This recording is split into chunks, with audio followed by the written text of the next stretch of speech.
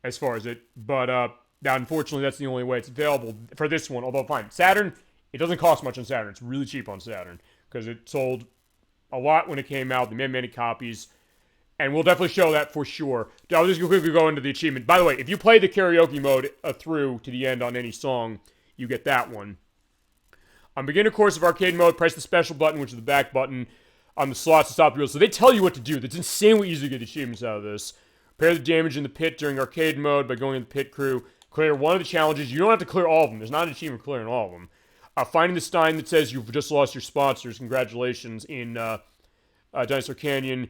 Get 5,000 distance in survival mode.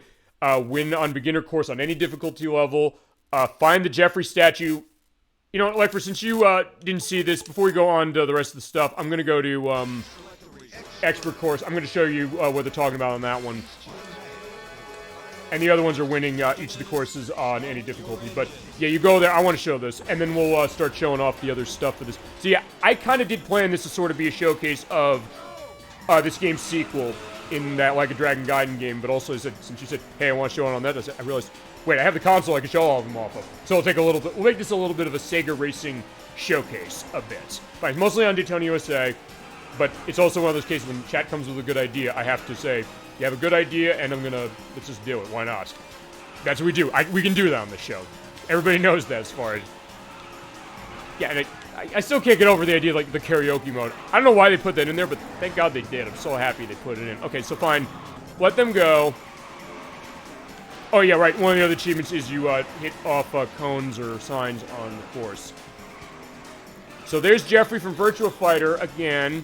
So if I approach him and hit the back button, or find the menu button, wait, it's what the back button is, or selecting PS3. Do this, or fine, gotta get closer.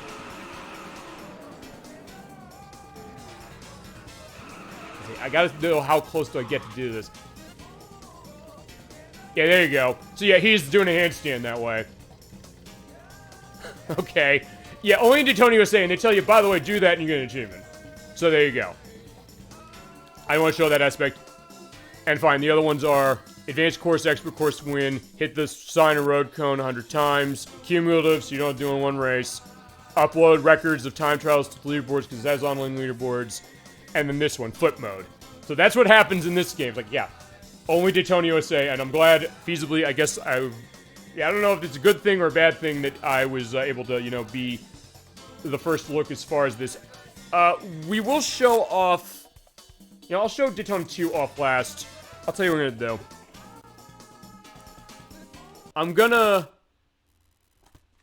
put the disc in for this, for Shenmue 2 to start. Okay, I have nothing in the disc track. Oh, actually, no, that's not true. Okay, no. Okay, yeah, my disc thing went out because actually I realized I have the disc for Metal Gear Solid HD Collection, which we're going to show off in a few months. Alright, putting in Shenmue 1 and 2. And hoping I have the save for this on here. I think it does, because I think it's going to sync it from my Xbox One. And if it doesn't... fine, we'll go to Shenmue 2. Oh, no! I want to play it. It's fine, I'll tell you how we're going to play it. We're going to go to Games, Apps... thank God I have groups of this. Shenmue 2. Yeah, getting your game ready. Okay. By the way, did you see the Nintendo Switch Online games we got this week? Yes, I did. We saw...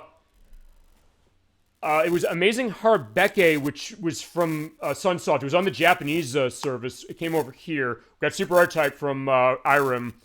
We got... Wrecking Crew 98. That was a surprise to me. That never came out over here. Which it has the Japanese, fine, it has a port, it's a Japanese game. It has the port of Wrecking Crew, and that's Wrecking Crew 98, which is a puzzle game. Interesting enough. This is Shenmue HD, by the way, 1 and 2, done by D3T Studios. And this does have OutRun in it, which is why I put Shenmue 2 up for this. And I'll load up Yakuza 0, which has Super Hang-On. And then I'll load up Like a Dragon Gaiden, Man Who Erased His Name, which has Daytona 2. And then also, Japan got Battletoads and Battle Maniacs, which we already had. They also got Super R-Type, like we got, and Wrecking Crew 98. And then they also got Marvelous Another Treasure Story, I think is what it translates out to, which is running on the Legend of Zelda Link to the Past engine, and is the first game directed by Eiji Numa, who's going to work on stuff on Switch Online. Yes, I did, because as soon as I see that there's a Switch Online thing, for my work lunch break, we have the docs for Switch set up thanks to EdWack, and it's like, Switch Online Demonstration Day, let's see what this is. And it's like, what are people's experiences with this stuff? Sometimes not much. Okay, so... Okay, I have a clearage, so I do have a cleared game on this. Yeah, because I love... Fine, you know I love Shenmue. We're going to play Shenmue 1 for the show in December, I promise. But you're going to unlock the Yu Suzuki games. You have the stuff for Site QTE, darts... And then all those boss things. Actually, yeah, since I was mentioning this earlier to Dolly Finn as far as this is what I was talking about. Enjiang Zhu, who's running the acrobat-style martial arts. It's like a mini-game for that. Actually, that's Pancratium, which is the style that Jeffrey has from Virtua Fighter. The Tiger Swallow style. Yeah, nothing like dancing style, but fine. I like first you had a good idea, and we wanted to show this game off at some point. Let's show off OutRun.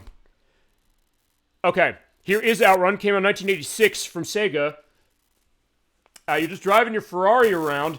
I also have other variances of OutRun, including OutRun 2006 Coast to Coast. I want to show that for a show at some point. But, alright, here you go. You do have free play. You just have to find it in the game. As I said, since I 100% of this game, got every achievement out of it completely as far as it. Not that they're hard to get. They're actually, again, like Daytona USA, they're really easy to get. But hit start, you get that. Okay, Lexford, since you requested this now... And I made this impromptu. What music do you want for our look at OutRun to start? We have Passing Breeze, we have Splash Wave, and we have Magical Sound Shower. And actually, it's worth pointing out, I have in my edits, or find in my test footage for tonight, there is an Easter egg if you put in specific initials. It plays part of Magical Sound Shower in Daytona USA. I will edit that in about here. Get ready. Oh, never mind. The game makes the choice for it. Sorry. Fine. To tell me whatever you want to see. Also, by the way, I think there was a glitch there when it came to what is it? The trees appearing. Yeah, there's issues with this port. So when we play this, we play Shenmue 1 playing on the Dreamcast. Magical Sound Shower. I'll take that afterwards. I promise. The game timed out. I didn't know it timed out for that. So fine. Here's Passing Breeze. As I said, this collection is not fine. This release. There's some weird stuff with this emulation. It's D3T. They have some weird stuff when they do that. By the way, if you've never played OutRun before, feel free to go into memories on OutRun Electverse or Dolly Finn or anybody. I'll go into mine and also stuff in my choir days, since that came up that way. Just driving your Ferrari around. In this case, use the right trigger to do accelerating. You shift up and down with the X button they have on this one. Just drive around, avoid traffic, try to get to the checkpoint in time, and you also have choice on path you can go. When we play this game fully for full show, we should do that for a full show as is. We're going to we'll go down every path. Well, actually, when we do that, I'll tell you, we're going to do one better. I will show off the Sega Ages version on Switch as your checkpoint.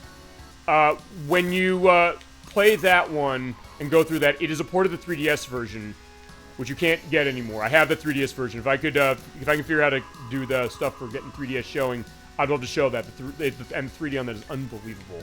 It's so good. But they port it completely. It has all the extra features. It does not have the Ferrari licensing. This one doesn't either, I don't think. But it has a lot of extra stuff. It has new pieces of music. It's way smoother than this. It is better emulated than this. There's a 60 FPS option it gives you. Because M2 did that. Oh, right. Fine. M2 made the game, but... fine. No, AM2 made the game. M2 did that port. Oh, no. Alright, fine. Okay, A is your low gear, and X is your high gear. Yeah, basically what you want to do is you want to get yourself accelerated to that. Actually, wait a second. It doesn't show, Wait, I just realized this version doesn't have low and high gear on the screen. Okay. I can't recall the first time I played this. Actually, I'll tell you the first time I remember seeing this game. Actually, I was really young. I was actually mentioned by my family, and I'm not going to make it to the checkpoint. That's fine, I can run Magical Sound Shower specifically for you. I used to see the name of the machine around. I was really young, like maybe 2. And I remember being told, hey, you were talking about OutRun back then. I was like, wait, I was? Yeah, I guess I was.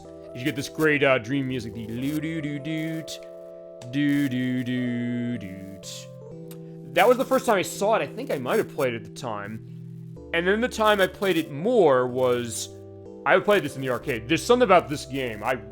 Another one I adored. And talk about that feel of a Sega racing game. The character goes with it as you're just driving a Ferrari around with your girlfriend here, specifically. It's something that did have this kind of unique feel. It was just something that made me feel warm and fuzzy. Even though, as I mentioned, this is not a perfect port with how it is. But alright, fine. You want a magical sound shower? Now I can give it to you. Get ready. Oh, I don't know what's going on with those trees. I'm blaming the D3T porting. Because, yeah, there's issues they got with porting of stuff. The Sega Genesis Classics Collection is the same case.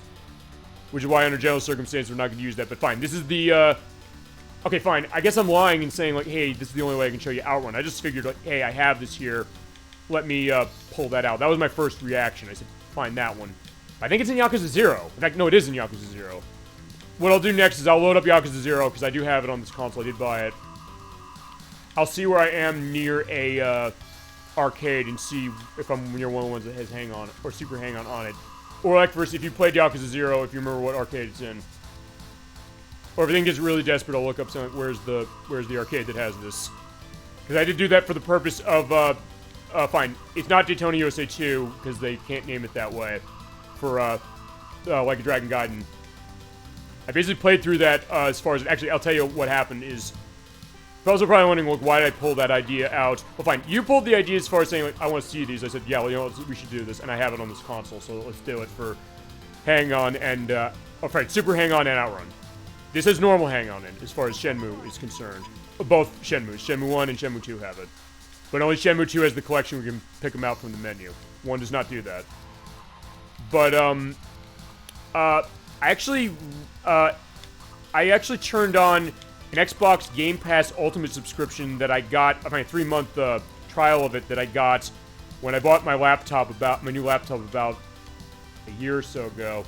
I never redeemed it. I redeemed it for this because I want to show the online for Daytona USA if I can do it. And I realized on Game Pass, oh wait a second, most of these are on here, and oh my god, they have the one that has Daytona 2's port in it. So I said, fine, I'm gonna do that and show up for the show. Actually, I just started playing Yakuza 0. Yeah, what are you thinking of it? I like it quite a bit. It's prequel to, fine, the first one specifically. And for a lot of those were in Japan only. That one specifically. Oh, shit. Yeah, this course is really hard because, yeah, you're surrounded by stuff as we're going to go to... If I can make it in time, I'm going to go to the right. As I said, when we play this game fully for show, I will show off all the paths, I promise. And hear the wonderfulness of a magical sound shower. Which I was also reminded of when I played Samba Amigo on the Dreamcast, because there's downloadable content in that game. And you can feasibly still get it with, I'm trying to remember how they do that to basically have the saves of VMUs available online to put on your, to put online, or to put onto your actual unit. I still have my original ones from like 25 years ago almost, as it is. And it had Magical Sound Shower on the soundtrack for it, specifically. And I don't remember if, the new one, Samba Amigo Party Central, was on Switch, but I do have. I bought that day one. If it has, oh no, I think it does. I think it's downloadable content in that. As far as it specifically. But yeah, the Magical Sound Shower, which is great. And there's also great remixes of this in, I don't know what your experience with OutRun 2 is, or OutRun 2006 Coast to Coast. I have the latter, and I have the really expensive version of the latter, so we'll show it. Specifically, but what I played on Yakuza 0, I quite liked it, although in all honesty, it's something that I never really got to go back to it as much as I would like to have gone back. Ow. I find, yeah, I'm getting ourselves tossed out. There's a sight. Okay. They live, by the way. I guess, I don't know if they're not wearing a seatbelt. I mean, maybe they are. Maybe they aren't. I don't know. Okay, either way, so fine. I don't know, we're getting this peaceful thing. Okay, I did get first place.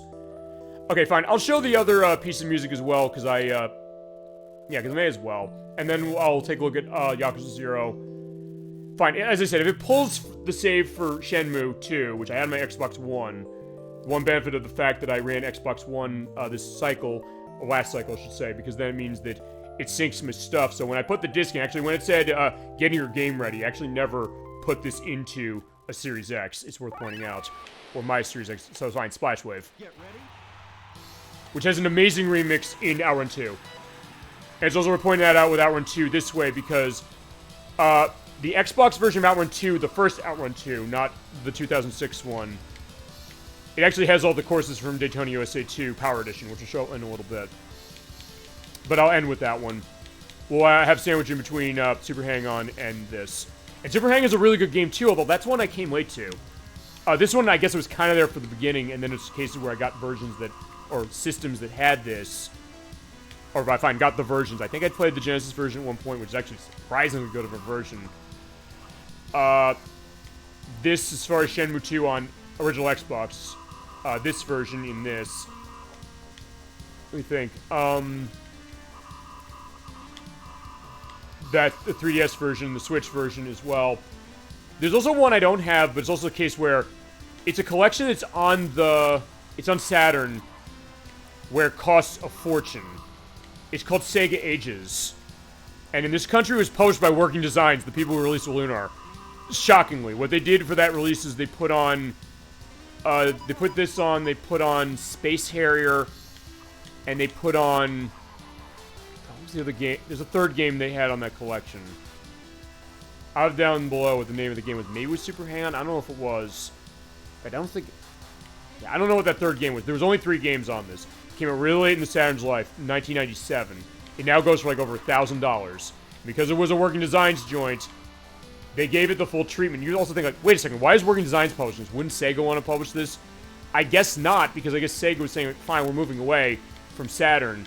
And I guess Working Designs was also in that case saying, like, fine, you know, remember, in this country, Working Designs released the final game on the Saturn. That was Magic Knight Rayearth, which came out on December 31st, 1998. So that was way, way, way, way late.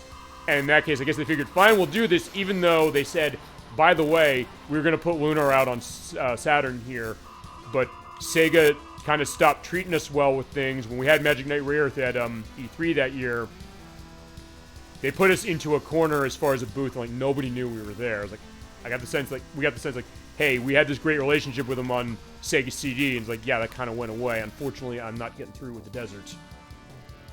But yeah, that collection is like, yeah, you want the most expensive version of OutRun, it's that one unless you get an arcade machine. Although, I don't even know if an arcade machine of this would cost as much as that collection does. There you go. Okay, and yeah, I'll get to enter my name again. Okay, so that is the look on that, and then the next thing I'm going to do is, since I have this set, let that go in that dreamy music, I'm going to load up Yakuza 0, which is under my... Yeah, I have a Sega group. I do have Yakuza 0 in it, do I? Yes, I do. Okay. Also, I haven't loaded this on Xbox Series S or X. Fine, X. It's X, because I bought the X one because I want the disc. And it's also something I also get to explain to people. It's like, wait, what are the differences in the Xbox consoles? Like, because it's like, oh yeah, it's Xbox 360, Xbox One, but there's original Xbox, like, that's not Xbox One. Xbox One X, Xbox One S, Xbox 360 S, Xbox Series S, and Xbox Series X, and then Xbox Series X no disc version that's coming out in like a couple months. And the Crusader 64 is like, what the fuck is this? That's crazy. Why the hell are they naming the consoles that way? Like, I don't know. Alright, this is Yakuza 0, by the way. This came out in... fine, it came out on... I think this came out on PS3 first in Japan. It took a while before we got it. It came out, I think, in... God, I think... It came out on this console... Fine, it came out on Xbox One. This is an Xbox One game. But it does run on Series X, NS, no problem. It's digital only, by the way, on the Xbox consoles. It's physical on PS4, and you can run on PS5 that way, too. And I think it's on the PC. I think it was 2019 when this came out on this system. On PS3, I don't remember when that was. Yeah, this is a mature rated game, by the way, also, it's worth pointing out. We can show it, as far as this, don't worry about that. And then I think it was like 2000, what? 16, 17, when it came out on PS4, I think. Alright, yeah, that's like the big boss guy from the first game, who in the PS2 version that we got of the original was voiced by Michael Madsen. And for some reason, that PS2 version we got, they redubbed it as far as into English. They got a lot of famous people. They got Michael Madsen, they got Elijah Dushku, they got Mark Hamill in it. It's also insanely vulgar, more so than this one. Like, they're literally saying fuck literally every other word. The point where I was like, I don't know, I think they're being too pushy with this. I'm not, look, as I said, I have no problem with the word fuck or any language that way. I speak it that way sometimes when there's a reason for it. I'm not going to say it just for the purpose of saying it specifically, but fine. For that game, I said, it's diluting the experience. Like, fine, this is a mature rated game, I get it. But I said, is it really that accurate? And then I played the Kiwami version. No, it isn't, specifically. But yeah, in Yakuza 0, there is... Yeah, thank God for the syncing of the data. That's a good case. Okay, so let me remember what I did. Yeah, the last time I played this actually was in 2022. That was a while ago. I'm only in Chapter 2, so yeah, I gotta come back to Yakuza. And you know what? Feel free, chat, to say, like, what Yakuza game should we start with? Should we start with Like a Dragon? Should we start with this one? Should we go in order? Should we, I don't know, go all over the place based upon other things? I think I'm in town. Okay, I am in town, so fine. I'm in Theater Square. Thank God. So here's Sega Techland. By the way, here is Kazuma Kiryu. He's our main character in most of these games. And it's like Shenmue to start, yeah, high-tech Theater Square. I think it's here because I'm seeing the poster of Super Hang-On. So this worked out perfectly, I think. Oh, okay, you also do have, yeah, you have the UFO catcher machines. You can have, like, stuffed Sega Genesis things and Opa Opa from Fantasy Zone. Alright, there's Space Harrier. There's something we can't play. Space Harrier. Alright. I also got a sense, like, hey, where... Fine, like, for since you started playing this game, do you know... Also, you can talk to him, it's like, hey, change the UFO prize out. I don't like that Genesis stuff. Like, I say, no, I'm fine with that. Okay, so there's machines for Space Harrier in here. Super Hang-On is in this. I think it is. Actually, fine, there's no map. Let me look at my inventory, because one thing they do in this game... They give you... Okay, they give you a completion list. That's what it is. Let's see. Minigames. Because they give you, goes to your achievements and trophies. Including stuff like, doing the disco dancing, which is amazing in this game. Yeah, I have this, the Disco Queen thing. It's pretty awesome as far as that. You can do, like, stock car racing. You can do, fighting. Cat fighting. Here we go. Okay, Super Hang-On is here. There's Space Harrier, there's OutRun, there's Fantasy Zone, and there's Super Hang-On. Okay, where is, Fine, we're gonna leave here. It's not in this place. I'm gonna go around town. I'm gonna find every arcade on the map. We're gonna go and find where Super Hang-On is. I just hope I'm not at a part of the game where it's not available yet. Let's zoom out. It's on right bumper. Let's see. So let's see. And they do mark on your map.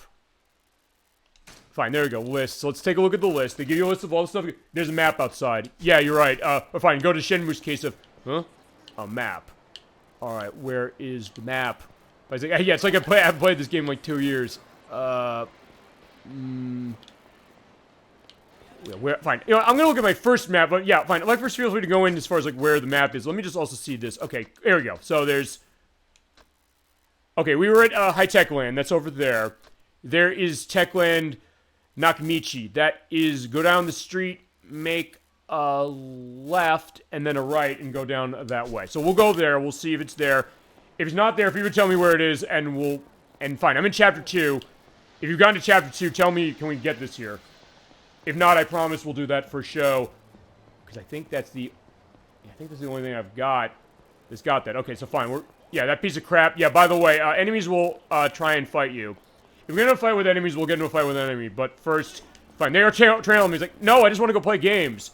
Also, where's my map? Let me take a look at the map. Where are we going? It's over here somewhere. Where is it? It's...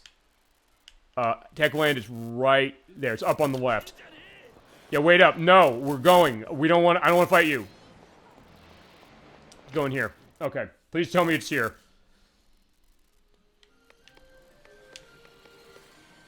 Alright, there's OutRun. Okay, crap. Have I not gotten far enough in the story to play it? I hope not. Okay, I can't look at the map in here. Okay, so let me see something. Hang on. Yeah, right, there is a map outside as far as that. I don't know if... Also, did those hooligans go away? Yeah, I think they did. Okay, I'll tell you what I'm going to do. I'm taking drastic measures here. I want to see where this is. Where Super Hang-On is. I hope I got to the point in the story to show this. Okay, let's see.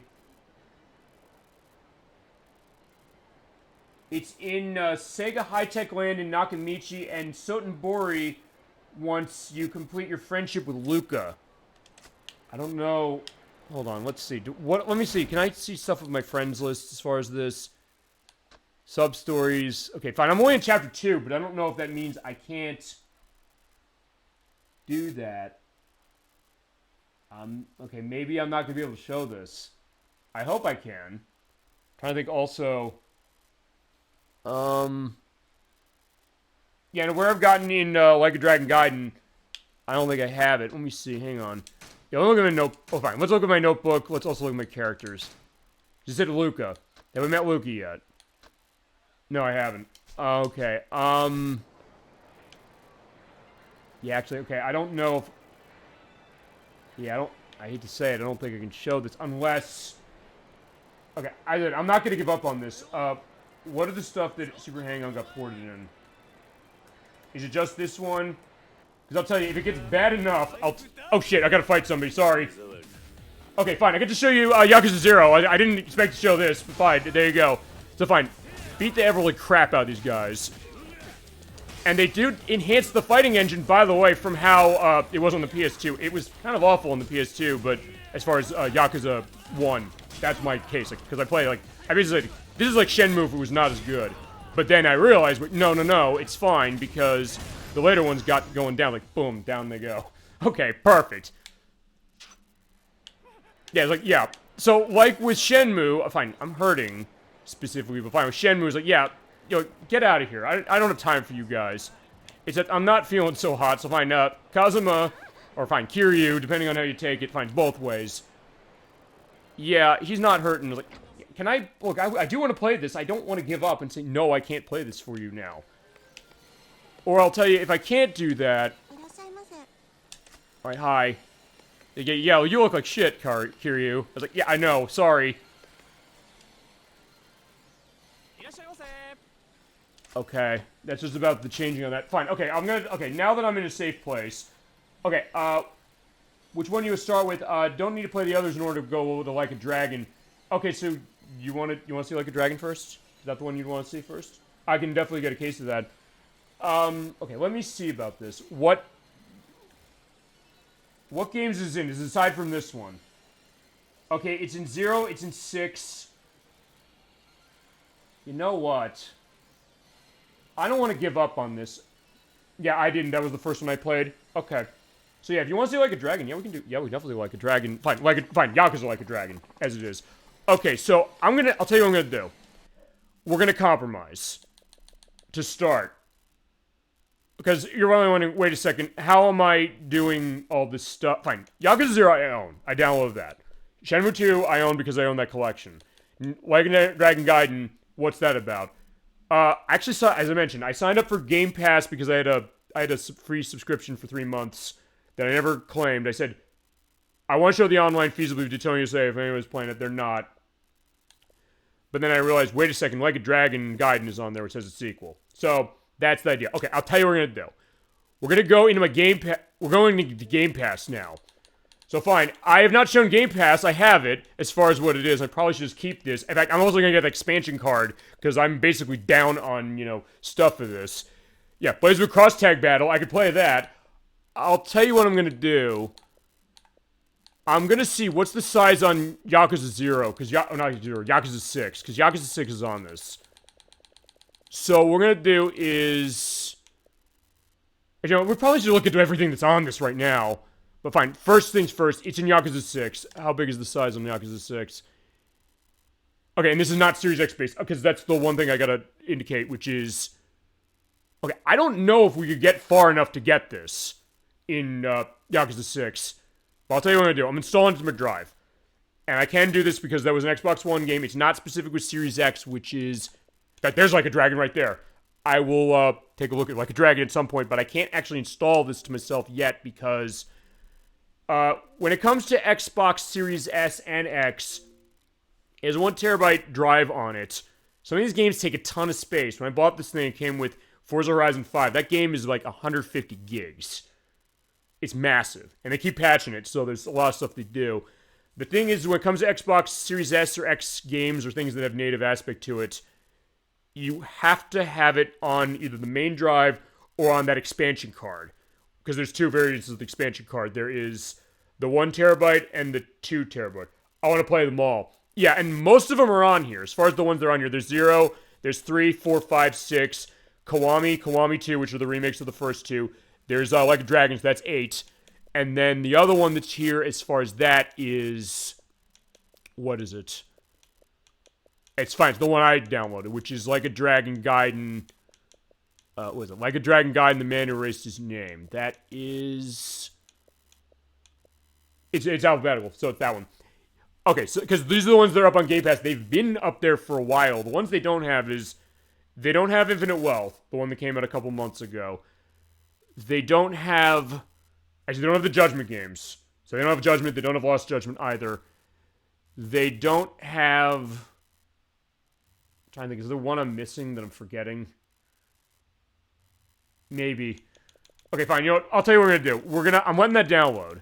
And we can play it. I'm going to try and then I'll show Daytona 2. I'm going to try and see if I can get far enough to find where that is. If I can do that, I'll do it. I'm also going to do what I did actually to get Daytona 2 running for Like a Dragon Gaiden. I'm going to skip the stuff with the story. I know that, hey, if you're like, show this game. Yeah, we will. I promise. At some point. But fine. This is for another purpose. Like first, I'm not letting you not have this game. And I don't know how far I have to go on 0 to get it. Actually, for that matter, I probably should check how far I have to go on 6 to get it. So fine. Yeah, it is in 6 and it's in this one. So thank God I did this. So it's not just because of... Alright, so where is it?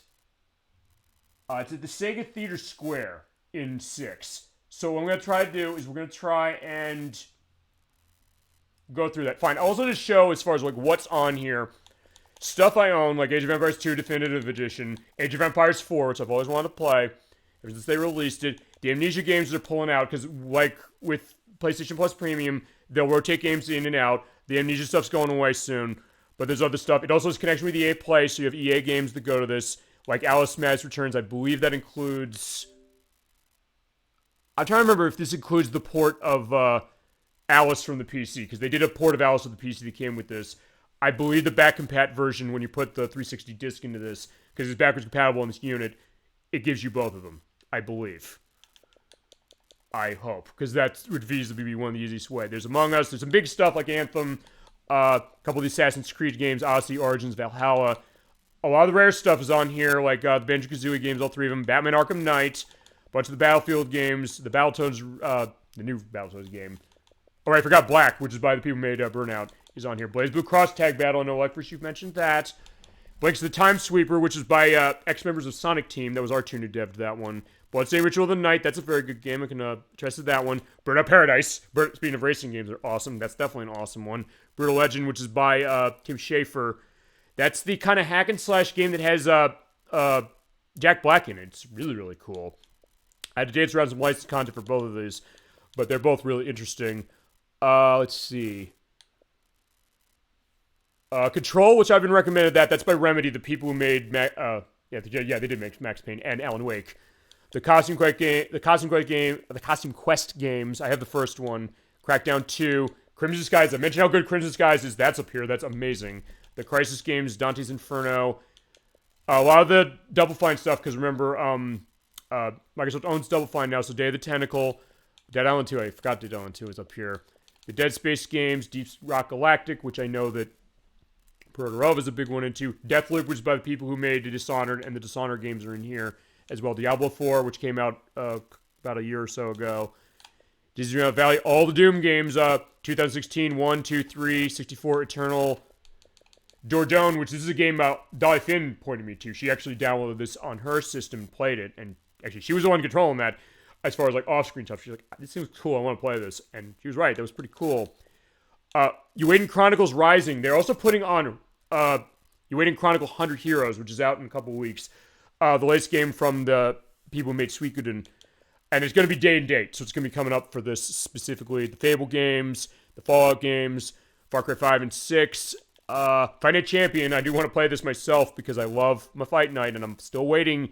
EA, where is the Fight Night next-gen version? You said you were going to be making this. This was like 3 years ago. We haven't heard anything. I want to see it, please. I'll pay good money. I'm absolutely ecstatic to see that. Forza Motorsport 8, Forza Horizon 4 and 5, Frostpunk, which is another one that Proto pointed me, all the Gears of War games, Goat Simulator 1 and 3, GoldenEye. If you didn't buy Rare Replay digitally, it's there. We were talking Gotham Knights a few weeks ago, Electverse. We could feasibly see how is Gotham Knights. Is it really as not hot as people are saying? I'm kind of curious. Actually, I'm going to get the expansion card, that 2 terabyte one. It costs some money, but I have some stuff set that can kind of cut the price down with like gift cards and stuff, that I'll do that. Because in that case, I can load up Series X games on that. Because by the way, when it comes to this, you can't put Series X games onto an external drive, or you can't play them off an external drive. You have to play them off of either the console's hard drive itself or that expansion card. So in that case, I'm actually so low on space, I can't put that up there. Same with Halo Infinite, which is like 131 gigs. Jesus Christ. As far as that. Hi-Fi Rush was coming on PlayStation in a couple of weeks. Let's see, what else? I mentioned the rare stuff. So there's Jetpack Refueled. There's the Like a Dragon Gaiden. All right, Like a Dragon Nation. That's the other one that's up there. So that's there. The Mass Effect games are all here. Minecraft, because of course this is owned by Microsoft. The Mirror's Edge games up there. That one's a really interesting one, that first one. I never played Catalyst, was the second. Mortal Kombat 11, which is quite good. A bunch of the Need for Speed games. Rivals, Need for Speed Heat, Payback, Unbound, and Hot Pursuit 3. Which is not the same as 3 Hot Pursuit. That's something different. NHL 94, they ported that to this, which is pretty fun. Those Ni no Kuni games, I've always wanted to play these. The Ninja Gaiden Master Collection, which are very weird as far as how they did it. I said they didn't do the ports well. Kind of true, kind of not true in some ways, in the sense when you looked at that for the preview showcase, or that impromptu showcase a couple weeks ago, saying like, yeah, buy it on Xbox. Oh, fine, get Ninja Gaiden Black and put in this, because it'll run fine. Same with Ninja Gaiden 2, although I'm not huge on Ninja Gaiden 2 that much, and 3 sucks, but Razor's Edge is a better version. There's No More Heroes 3, which I know the Crusader 64 loves his No More Heroes. The Elder Scrolls games are on this, including Morrowind, which runs like a dream on this console compared to on the original Xbox. It's absolutely the way to go. A couple of the Persona games, too, including Persona 3 Reload, which they did announce they are basically adding FES's DLC to it eventually, but we're going to start with the FES on the PS2, per your Quest Select first. And Persona 5 Tactica, which I have not played either. I remember you said it was not too bad. I'm curious to take a look at what that is. And also, Phoenix Wright, Ace Attorney Trilogy, which I have on the Switch, but it's also here. Power Simulator. We're playing Mario Sunshine in about a month. It's a game I was playing earlier. It's like, I like this game in terms of how it looks, plays, and fine, sounds. It's basic, but it's also the case that I spent like 4 hours cleaning that damn mini golf course. And fine, Gemini 96 does not like the game. He's like, this game is boring. He's like, you know what? I agree. It's insanely boring, but it's also the case that it's still fun to play. But I was like, I kept pushing on. Like, I got halfway through. I was like, do I really want to keep doing this? I did, but I was like, Jesus, I felt so drained after doing it. Prey 2, both the Psychonauts games. Still to play 2, and we got to play 1 for the show. The Quake ports that Night Dive did. Rare Replay, of course, if you have an Xbox One, Series S or X, you need to own this in your collection. No question, it's fantastic. We'll show this as a collection, but I need to make sure everything is unlocked in it before we do it as a compilation show. And that's going to be multiple parts, I promise that. Recore, which is the game that the ex-members of Metroid Prime's team, Retro Studios, made, and Keiji Inafune is involved. I'm going to take a look at that. The Resident Evil 2 and 3 remakes are here. Return to Monkey Island that came. A couple of the Tomb Raider games, Rise of the Tomb Raider and Shadow of the Tomb Raider are there. Sea of Stars, Sea of Thieves, which is by Rare, which has been a big hit for them. Skate 1 and 3, not 2. I think they did... No, I'm trying to remember if they delisted 2. SSX, the last game in it, which is... I can't believe it's been like 2012 since we got that. I'll get another one of those, EA, please. I'm also feasibly sort of killing time before we try and see what's going on in Yakuza 6. Morrowind, as I mentioned, it's amazing running this console. My God. If you're playing Morrowind on console, for the love of God, please buy a Series X and play it on this. It's absolutely fantastic. And this is the Game of the Year edition, which is the extra stuff that Bloodsport Studios mentioned. Like, hey, you know, they did extra stuff for the purpose that all those Walking Dead games, we're definitely going to show these. These games are great. The Yakuza games, the remastered collection, by the way, what they do, just to give you a sense, is they put them into a group of stuff showing what they are, which is 3, 4, and 5. But they have all the other ones. Titanfall 2 Tunic, which I know, Dolly Finn, you mentioned, wanted to see. We could definitely show this. Very much like Zelda, as far as how it is. The Unravel games, Unpacking, which I've been personally recommending. I know Edwack told me that game's amazing. The Wolfenstein games of the newer ones. And these. And Zuma. We talked Zuma at some point. Okay, so whilst I'm waiting for this to go, and Jesus Christ, it's going to take a while, I'll tell you what I'm going to do. We're going to load up Like a Dragon Gaiden. I'm going to show... where is it? I'm going to show Daytona USA 2 Battle on the Edge. You're probably wondering how. Well, I'll show you. Also, I have quick resume on for this. It kind of went on by accident, as it was. So, here's Kazuma Kiryu again. Specifically, I'm in this arcade. I played through as far as the story to get to this arcade where you can play Sonic the Fighters, which you played for the show. You can play it in easy mode if you want, or in normal mode, which is over on this side. Play Fighting Vipers 2, which is the first time it's been ported. We never got this in the US. It was on the Dreamcast, as far as in Japan, but it never came here. Virtua Fighter 2, or the 2.1 version of Virtua Fighter 2. The same on the other sides. Also, Motor Raid, which is in the Judgment games. This is also from AM2. This is a bike racing game. Great to have a home port of this. Yeah, no mercy. What was it? No mercy for anyone who gets in the way. And then, fine, the other thing as far as this. You're like, this is Daytona USA 2? Well, it's called Sega Racing Classic 2. They couldn't get the licensing for Daytona USA specifically, so what they did instead is they did, fine, we're going to relicense it this way. We take those licensed stuff out for Daytona, and we're going to play it. So, alright, 1 game, 100 yen. I should try it once. And then I'll see as far as the thing with Yakuza 0. I'll also say this like first. Okay, I'll say this as well. We're going to do that finale of Metal Gear Solid 2 in June. I mentioned that. I said that we're going to use the... Actually, we're going to use this console for it. I'm going to use the HD collection because I have tons of the VR missions unlocked on that. As part of that, I will throw in Super Hang-On as a bonus if I can't get to it tonight. And of course, we'll do full shows as far as the stuff because they deserve it. But this is Daytona USA 2 Power Edition. It's the enhanced version of Daytona USA 2 Battle on the Edge. It just doesn't have the Daytona name going on. Yeah, it took 25 years for this game to come home. And it only came home back in November. But here it is. Came out in 1998. This game is hardcore because, yeah, they call it Battle on the Edge for the first one. Then the Power Edition is like, yeah, cars are on fire. You know, they have to rush out there with a fire extinguisher to feasibly get the guy out as far as the car. You're also getting the car shaking like crazy. The damage is out of control in terms of this game. And, yeah, it is AM2 who still devved it. It's worth pointing out also for this one. I took some brief notes on this. This is a Model 3 arcade game, not a Model 2, as it was. The difference between the Power Edition, though, by the way, which the port in this is of the Power Edition. They tell you, by the way, avoid the smoking cars and they may crash you. Yeah, good advice to live by. No question. And drafting. Yeah, this one adds drafting, where basically you get behind the car and then you can slingshot past him. But don't hit him in the back, otherwise you're going to lose speed. And power sliding, which is way different in this game than it is in Daytona USA 1, or even in Battle on the Edge. Tap the brake. Then step on the gas pedal. You have to tap it, not press it. In terms of Daytona USA 1, you have to press it and then let go.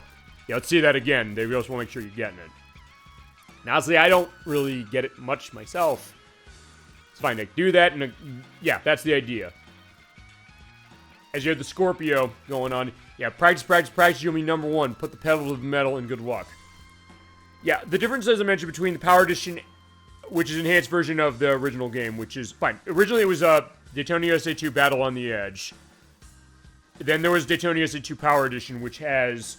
they changed the physics as far as the drifting a little bit.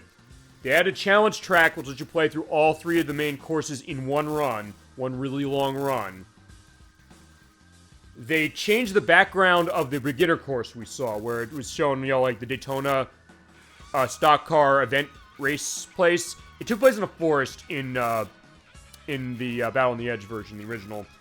And also, unlike that one, they brought the Hornet back. This doesn't have the Hornet by default. It has 3 cars, but does not have the Hornet by default. This one brought it back, because people were like, where's the Hornet? We love the Hornet. Like, but it's here. Also, it's worth pointing out, until a couple months ago, this game was not ported in the home, except for sort of, kind of, with one exception, in the sense of OutRun 2 on Xbox. Some of the paths in that game took the courses from this. You basically raced through them on one lap. But outside of that, that was it. So the fact, when they announced that this was ported in here, last year, I said, oh my god, I've been waiting for this for years. That being said, I will say this, I have not played Daytona USA 2 nearly as much as I played the first one. Now, at least of which because there's never a home port, but also because I saw this around enough, but I didn't see it around as much as the original. Not that it wasn't popular, it was, but it's also something that I just didn't play it as much. But it's a fun one, still. It is hardcore, and as far as how it's going, far as like the heavy guitar music, and also as I mentioned, the stuff with fire, and also the way they emulate this, which I think they emulate this kind of almost with like the scanline look, subtle, not like, hey, you know, it's an eyesore necessarily, but that's kind of what it is. So we're gonna play it.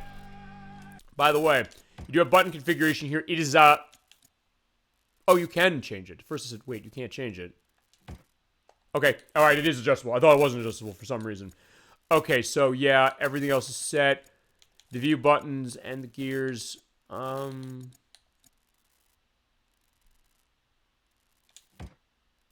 Wait, no, that's that way. Okay, that's good. All right, so press start, put a coin in. Please select a race course. Okay, so you have beginner, advanced, expert, and the challenges, all three of them. I don't know if we're gonna be able to run all three at once. Let's run beginner.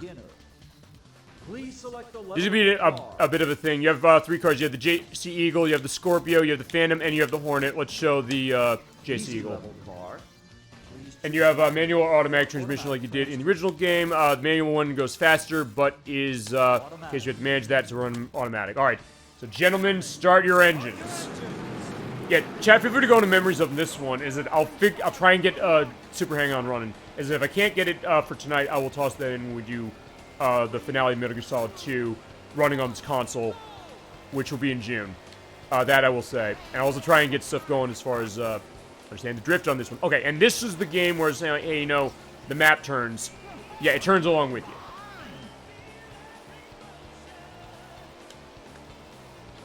Although fine, it's like, yeah, the way I'm tapping the button, it doesn't get that great position thing where it's like, it's kind of like a rolling meter, like in Earthbound. Like, hey, you know, it kind of goes up like that. Like, it's going up in numbers. Like, that just looks cool. And I can't think of any other game. Okay, there you go. So you do have to, the feel of it is a bit different from if you played Daytona USA original, any version, because there's certain cases where some of them play differently, like the Championship Circuit Edition and the one on the Dreamcast. Ow. Oh, okay, good. Yeah, they keep saying try to go easy on the car. You can feasibly get the car in bad shape much easier in this game than you can with the Hornet in the last game. To the point where it could basically be a burning husk at the end of it.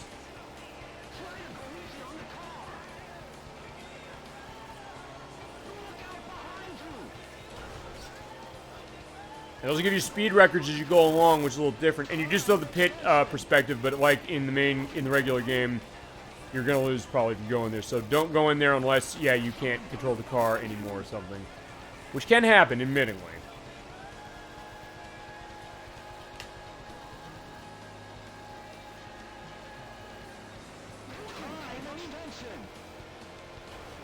Yeah, fine. I think this game really wants to use that slingshot thing. Which, so basically you're drafting behind the opponents, and then you shoot past them. Like that. As I am so happy there's a home version of this game, finally. And honestly, it is these like a Dragon game, so I'm glad this came up. I'm glad that I thought last night, saying, like, hey, by the way, this ad's online as far as it, but no one's online. But by the way, I got Game Pass, and by the way, the game that has this port of the sequel in it is up there. Let me get it. Let me put it in as an extra. Yeah, there you go. All right, so the white flag is out. This is the final lap. Yeah, they still have that, but different case as far as it.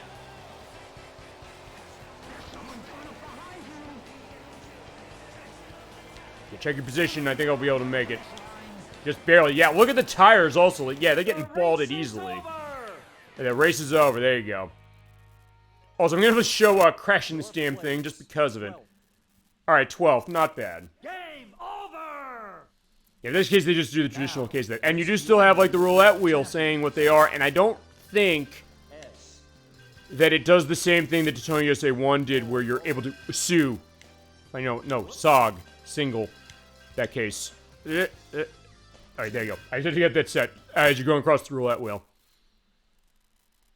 Yeah, I don't think it has the case where you could put in the initials for special things with the music. At least I don't think it does. But I said, I'm not necessarily an expert at this because I mentioned this is the only time it's had a home port. Thank God we have it, and also thank God that the Yakuza Like a Dragon games... I'll show each of the cars, I should say, and each of the courses, because why not? I like that it's kind of become a backdoor, really, for Sega Model 2 and Model 3 emulation and getting a case of bringing some of these arcade games of Sega's home that never came home. I mean, 25 years it took for this one game, not counting the OutRun 2 thing.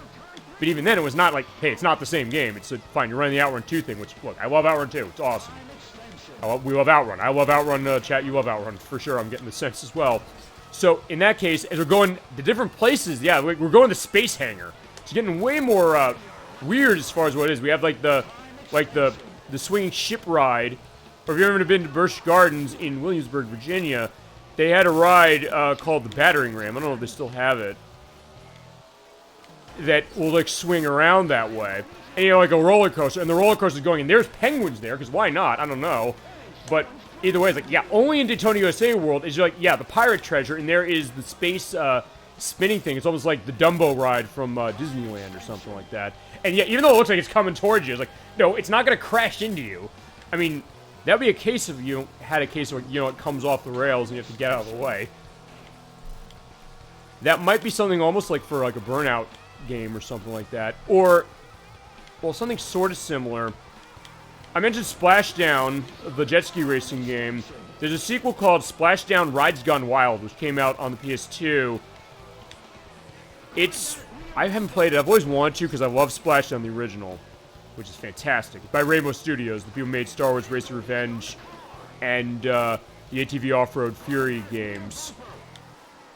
But they made that one, which it went totally nuts in terms of all the places you're going, and one was like a pirate ship level.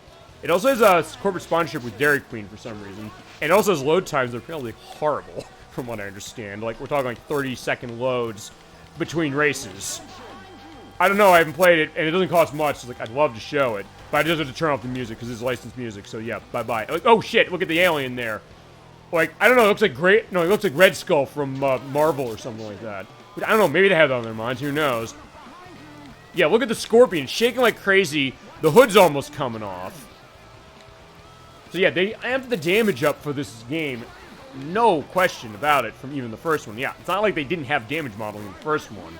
They sure did, but I think Sega was saying, fine, we're in Model 3 territory now, as far as the board. This is not running on Model 2, as it was like the first one. So he said, fine, let's flaunt this, let's show this tech, let's go, and have it going.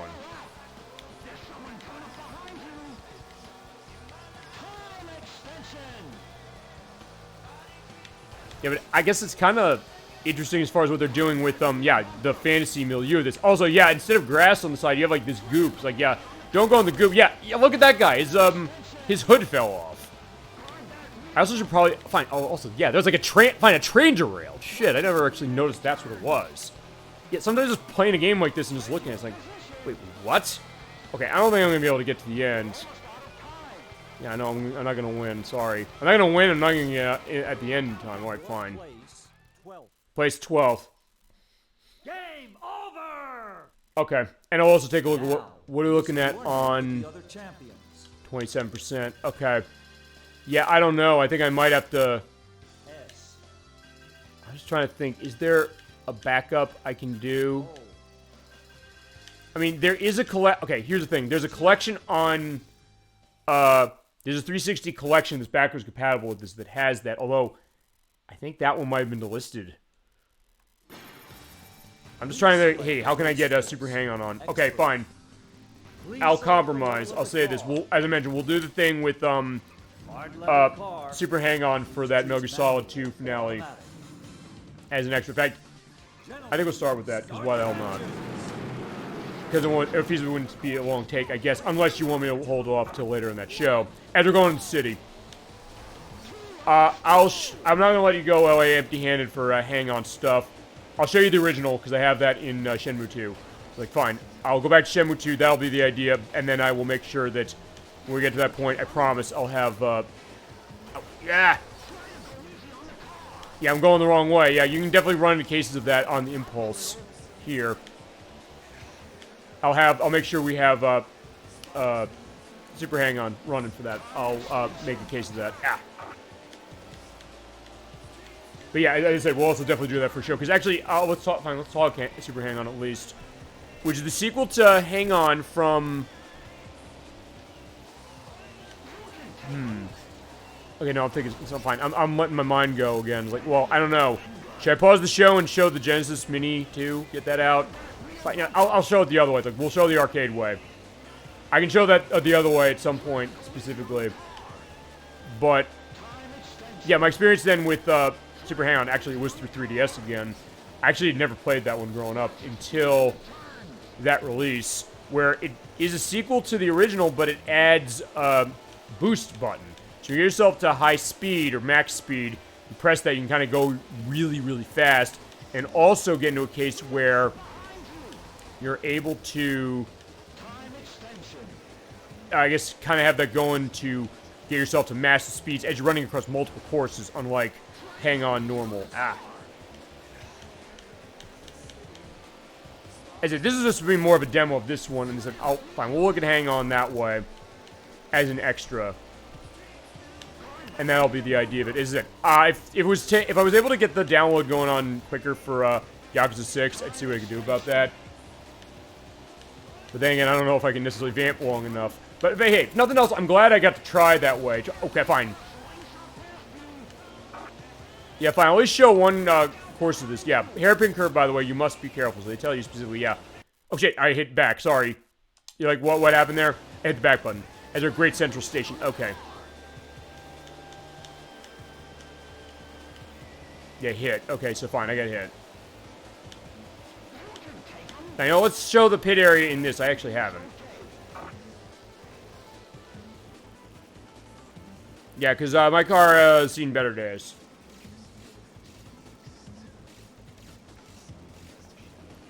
Okay.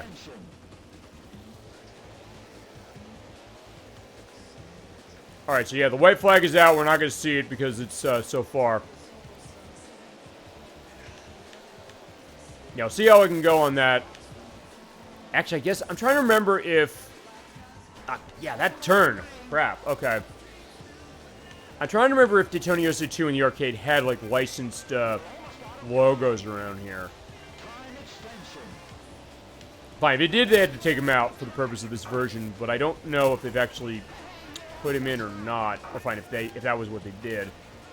I know, LA Machine Guns was a case like that. They had advertising for Denny's in that game, and I know they took that out for the Wii version. They didn't pay for that again. They basically just, they painted over the graphics for that. But alright, fine. You placed 28th. Game over! Okay, you know what? I'll tell you what we're going to do. Since I have... Fine, let's show the Hornet going on this. Let's also show the Hornet getting the hell beat out of it. Please select a race course. You know, fine. Let's show the challenge mode. We'll see how far I get. Alright, I have to hit R, right trigger for that. Yeah, fine. Here, special for Hornet fans. The people's like, yeah, Battle on the Edge didn't have this. We know you want it, so fine. Here's Hornet again in all of its Chevy Lumina model to glory. Okay, wait a second. Okay, this is the challenge race. Okay, so I guess this is what they took for OutRun 2. I guess. Okay, because they're starting on this one. They're not starting you on the... On the beginner course. Alright, fine, we'll see this. I've actually never done this, so I'm curious.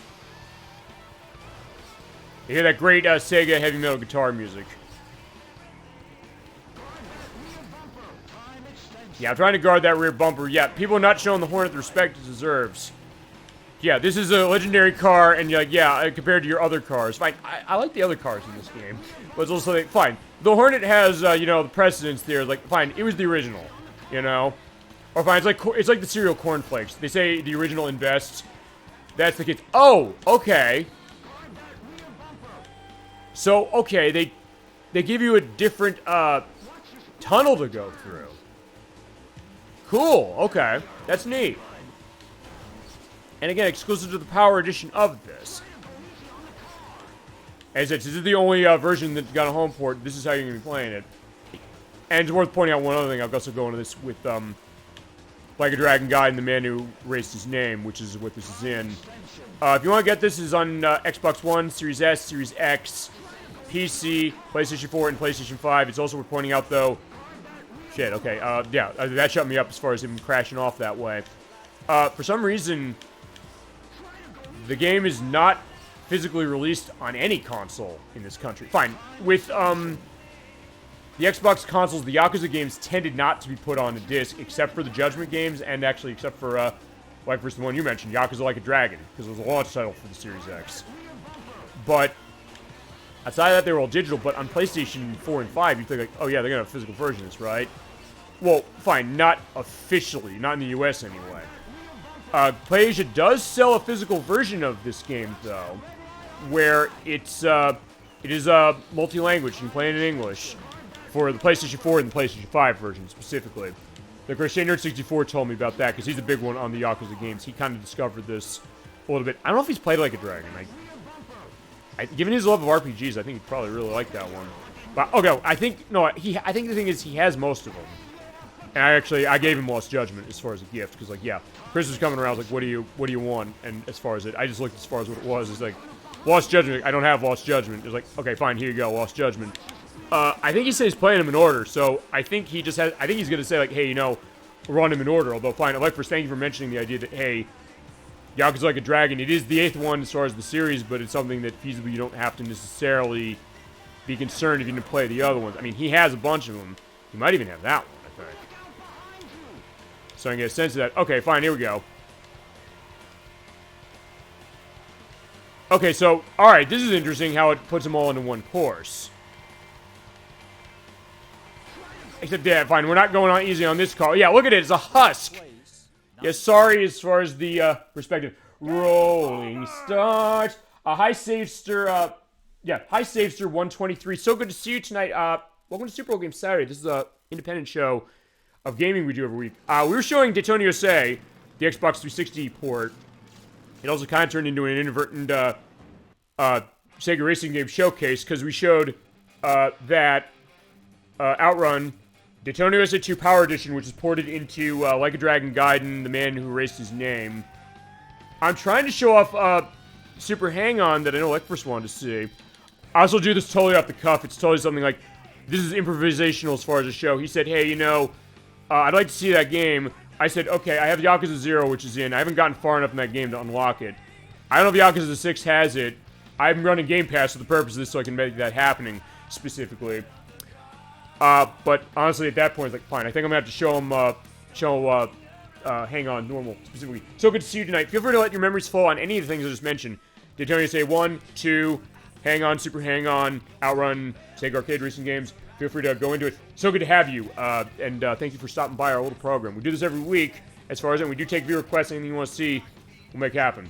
And, yeah, I'm celebrating, by the way, the impetus also on the show is I'm celebrating 30 years of Daytona USA, which came out this month in 1994, the first one. So I said, okay, here we go, as far as it. And actually, then, here we go. I'm going to do this again, as I mentioned, since I mentioned I don't think I'm going to be able to get Yakuza 6 installed specifically before I got to the end of the show. I'm loading up Shenmue 2 so I can show up Hang On, the original. And we're going to come back and show Super Hang On at some point in a couple months, actually. And I do go into schedule as far as what we do, because I do this every week as far as the program. A lot of different stuff, a lot of other Sega stuff, including Sega consoles, including a Sega Saturn game we're starting next week, as it is. So, yeah, a lot of good stuff, and thank you so much for stopping by. We appreciate that, and also anything you have to say as far as it, because I mentioned, welcome to the best chat on Twitch. I will make that promise. We definitely have the best chat here, as I'll show the collection aspect again of Shenmue 2, because that's where Hang On is. So we showed OutRun a little earlier. I did show Space Harrier and Afterburner 2 in the Flight Shear Showcase, because, by the way, this is your first time here, Savester123, so good to have you again, and welcome to you.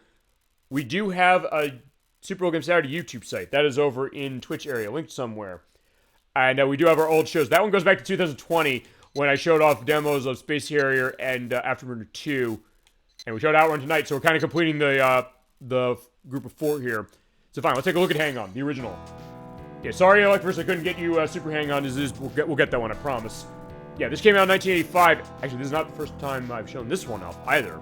I showed this in the Racing Showcase. All this stuff will also be linked, by the way, when I edit, because, by the way, also to indicate, after I do the show live on the weekend, I will do edits. It'll go to the Super Bowl Game Saturday YouTube site. There will be other aspects to it as far as links or elements or other shows, other things we may reference, other stuff you might point to. It's like, hey, this is something that's of interest that goes to it.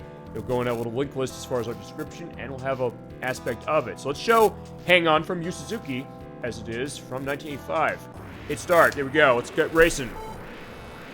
So fine, we'll show its sequel off, but fine. Original Hang On is like this. You got the bike on the did. Also, I got to turn this off or down myself for the volume because it's loud. Also, you're seeing advertisements there that were, they look like Marlboro, and actually, I learned this when I did the edit of that racing showcase that I first showed this game off in. And you also have the Dobu Weeder reference as far as that for Shenmue 1 where you find this. The signposts over there, the billboards that look like Marlboro, Sega is actually sued by Philip Morris, actually, because of those. Because it said, hey, it looks too much like our logo, and it did look a lot like it. I think they did change later versions for the purpose of it. And then when Super Monaco Grand Prix came out, they actually licensed with them, specifically. Also, the reason feasibly that was not an easy one to get a re-release of. Okay, well, yeah, because you do have to hang on when you're going around the corners, holding that right trigger for the purpose of accelerating. As you go far enough before time runs out, you had extended play, the weather changes. Yeah, just don't hit anything on the side, and as you pass by the other bikes, you get more points. And Super Hang-On plays a lot like this, except you have multiple different places you can go. As far as, fine, different music you can select, different, stages all across the world. And you have that turbo button, so when you get to maximum speed, you hit another button, you can get going really, really fast. And yeah, there's weird graphical effects as far as like glitches I'm noticing, like popping in. Yeah. Sorry, D3T as far as they're porting, with all due respect to them as far as I'm glad they were able to get Shenmue 1 and 2 on Xbox One and PS4 and PC as it was. But yeah, when it comes to some of these classic game emulation that's in this, they did not do a great case. Yeah, this game still looks pretty despite the year it came in. Yeah, I mean, absolutely. That's the other thing we do. Is like, fine, the name of the show is Super Bowl Game Saturday because I focus on retro stuff, but that's not to say no, we don't look at new stuff. Of course we do. I mean, fine. We're showing a little bit of Yakuza 0 and like a Dragon Gaiden game that came out, not even just the Daytona 2 part of the equation. But the case is, what can look appealing on a visual basis, even going back almost 40 years? Can you believe that? Next year's going to be 40 years of Hang On. Or as I've said specifically, or people say like, you're making me feel old, stop saying that. It's like, I know, but it's also a case that, fine, I'm feeling old too. I mean, I'm almost as old as this damn game is, so that's the other thing as well, specifically. So, I get it. Damn. Yeah, I know. It's the kind of thing, that's also why I went on as far as Daytona USA, saying, fine, 30 years to that one, 40 years to this one next year. The thought that after all this time, even something like this, is like, yeah, you know, you've got advanced games you can look at that look amazing, including those like a Dragon games, look awesome in terms of what they are. You also take a look at something like this, even looking back at it as far as, fine, modern day, something. Usually people is like, well, who cares as far as the look of this? Would I want to play something else more pretty? But then again, it's like, not necessarily, because it is changing things up in terms of visual direction. So you're right, Safe Serve 123 about that. Fine, I'm not gonna get what is it? I'm not gonna get the checkpoint. But yeah, even though it's varying up color. In fact, you know what, let's do another run of this. And fine, I'll tell you one other thing I'll also do. I will end it on one other thing. Fine, as far as it, so, all right. In order to scroll through this, you have to hit the gas, which is on right trigger, and left trigger, which is the brake, to get stuff set. But it's one of those things that, yeah, it does make someone feel old as far as that, perhaps. But as I said, it's also something that, man, it kind of can bring back a great memory, even though my first memory with this game was playing in Shenmue. I did not play it in the arcade initially, and also because, actually, after Super Hang-On came out, Sega basically just ported that one. They never ported this again until Shenmue. And then Yakuza 6 and Yakuza 0 have it as well. And also, there's the, I'm trying to remember the name of this SVC Classics collection, which I don't think you can buy anymore. It had that, Alex Kidd in Miracle World, and it had Revenge of Shinobi. I think that's gotten delisted, I think. But, that being said, yeah, Super Hang-On's the only one that got ported, but, well, fine, did I say Hang-On was in that, or Super Hang-On? Super Hang-On's in that. But as far as Hang-On itself, really just the Shenmue games. Although it was ported to the Sega Master System and the SG-1000 years before, but Hang on, original. Genesis didn't get it. Saturn didn't get it. 32X didn't get it, which is weird because 32X got stuff like, I got some other Yu Suzuki games. It got Afterburner 2, and it got Space Harrier, which are very good ports to the console. And I have 32X as well. I actually can confirm now that it's working. I just need to get an updated Sega Genesis because my Genesis is not working anymore. And we show more stuff on 32X. Because we've only shown about 2 games on the show before for that, which were Knuckles Chaotix and Slam City with Scottie Pippen, because I have the 32X CD version of that, specifically. And actually, Nocturne helped me with that, because you made me realize, hey, you know, my Genesis is the only thing with the problem. So I just gotta get a new Genesis, which doesn't cost much. So I can get that set, and then we can run stuff natively off Genesis again, and then do stuff for 32X. But I can still do Sega CD, even with that Genesis is not taking cartridges anymore, or recognizing my 32X. I don't know what that's about, but either way, that's the idea. Unrelated, do you guys do Atari games on this channel? Yes. Well, actually, as far as Atari stuff, I haven't done stuff for Atari much on this channel, but it's also something that I've wanted to get to it. And I have Atari 50 for the Switch specifically, which I do want to show off as a full show. There's a lot to dive in on that one. And it's also something I have thought, say, wait a second, how can I show off other stuff of Atari, as far as like the ancient days of Atari, which honestly I think the easiest way, I think, to do that, it might be that new Atari 2600 Plus unit that came out last year, I think, because it takes actual Atari cartridges, or 2600 cartridges, I should say, and you connect it with HDMI. It's also worth pointing out as far as the shows, so, yeah, good question. Thank you for asking that. The way I connect stuff for this, as far as my capture device, it's not just HDMI. I'm connecting HDMI because I'm running through Xbox Series X tonight for retro gaming. Yeah, our first Xbox Series X show is all these ancient games from Sega, which is kind of a great thing to get a sense of it, and also the modern games that are, you know, the Trojan horses for these classics, as it is. But I do have other connections, because I have the RetroTink 5X that I can connect stuff to. So I can connect older consoles, as long as the Atari 2600, or there's a variant of it, that I can connect with at least a composite connection. I can connect to that directly, I think. Or if I can do a RF to composite, I don't know. But to answer your question that way, yes. We will, and I want to figure what we can do as far as showing stuff off. Or what do you, fine, in that case, what do you want to see Atari-based? I mean, fine, I got collections I can show, and in a couple weeks, we do our compilation program where I look at a classic game compilation. We're not looking at Atari specifically for this year, but we're looking at Taito with Taito Legends. But hey, I definitely want to show other stuff of Atari as it is. And actually, you know what? I'm going to give you one more bonus. Yeah, it's 50% on Yakuza 6. We'll come back as far as Super Hang-On.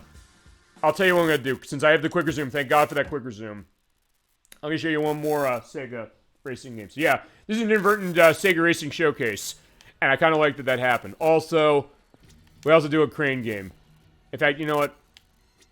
Yeah, we'll end on the crane game, because why not? Motor Raid. Let's play Motor Raid. I don't know if you ever played this. This came out in the arcades in 1995? Actually, I don't know when this came out.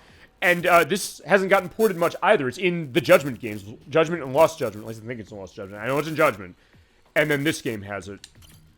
So we're going to take a look at Motor Raid. This is by AM2 as well. So fitting, I guess we're going to take a look at this, and I guess that'll be the case of it. Alright, let's play Motor Raid. Because I never played this game before either, because the first time I got a home port was in this franchise. Who knew?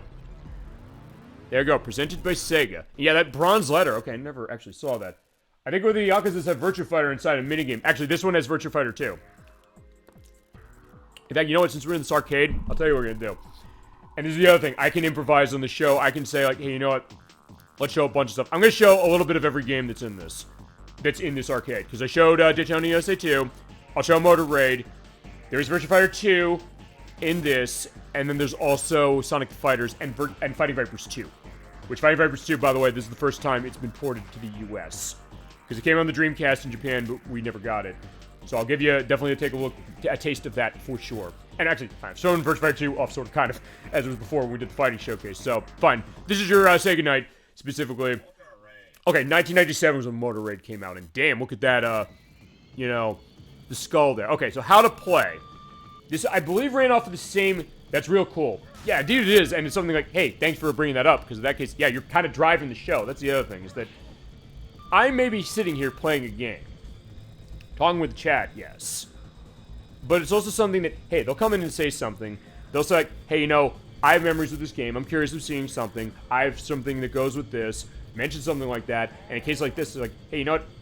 I have access to it right now. Why don't we take a look at it? Why not? I mean, it's the case that I've always said, like, this is a very improvisational show. I am not necessarily scripted as far as the only case as far as scripted was seeing this weird thing with the lizard.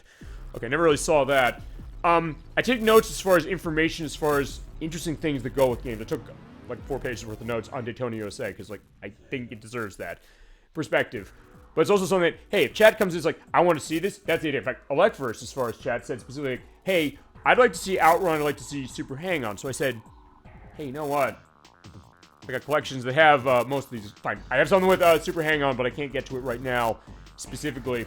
But I said, you know what? Fine. We can just do this. I'll just go right on the fly. And if you're saying in the case, like, I want to make you have a good time as far as the show. Make sure you're active to this as far as if you want to be.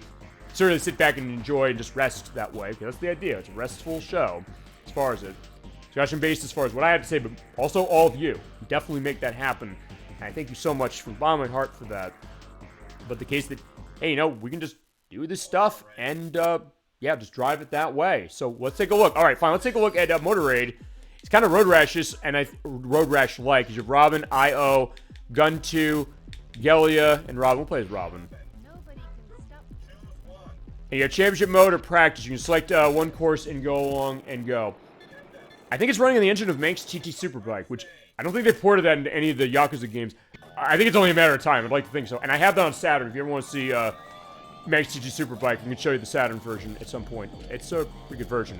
Yeah, driving on a bike as far as this. And it runs at 60 FPS, but what you do is you hit the X button or the B button. No, X or Y. Okay, so X is your hit with the stick. Y is kicking. So, like with this, you're pretty good at improv, by the way. Keep it up. Oh, thank you. I appreciate that. It's like, look, fine. Maybe it's just my case of it, specifically for when it comes to something like this. But just in case, it's fine. I'm also reacting to all of what you're saying. So, like, I don't know necessarily what you're going to say, but it's also something that, fine. I want to come off as this case as far as, you know, being authentic to this specifically. But also, like, look, maybe I'm also very, you know, talkative. I have a lot to say and I won't shut my damn mouth, maybe. Or also the case that, fine, okay, I have a love of gaming. That's the idea. I think maybe that's what it is. But I also love what all of you have to say, and I've realized that's the idea of what the show has become. Because I started this, as we're pointing out, just to let you know, since you're new here, and welcome to our family. That's the idea, the Super Bowl Game Saturday family. You're part of it now, and we appreciate you joining it. But for that, when it comes to this, it's something that I started this show in 2020 because I wasn't seeing people because of COVID. A lot of people locked down. I was sort of locked down, but I also had stuff as far as work where I was actually going to the office. And I don't manage that. But it was also something I said, I have tech, I want to show stuff of games off. I like hung out with my coworkers, friends, and family saying, let's play games, let's talk about it, let's go into stuff about it as well. That was gone. So I said, I have tech, let's start doing this. And it kind of became this case of, let's just see what we do. Let's play stuff. I said, I have this weird stuff, like crazy stuff that I picked up in all the years I've been playing games that maybe I want to show. And then people came in the chat and it's like, hey, you know, I like what you're doing. I like the idea of maybe how relaxed is, maybe the idea that, I don't know, I guess that I'm welcoming and personal because I try to be. I really do. And I want to give that case of being that authentic case. I really do. That's my intention.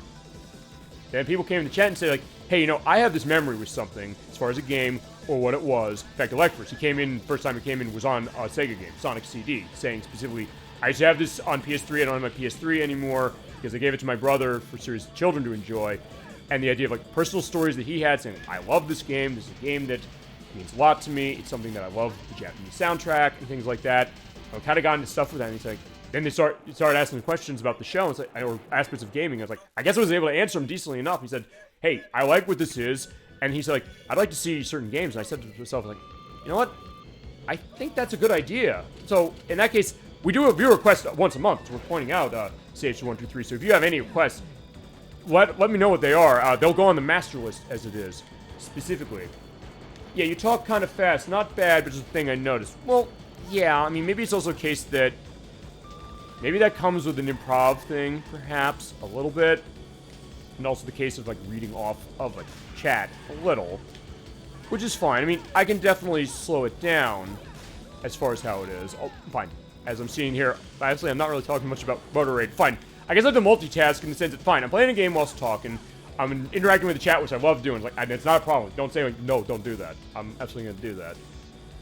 So, maybe that's, I guess, where it kind of goes.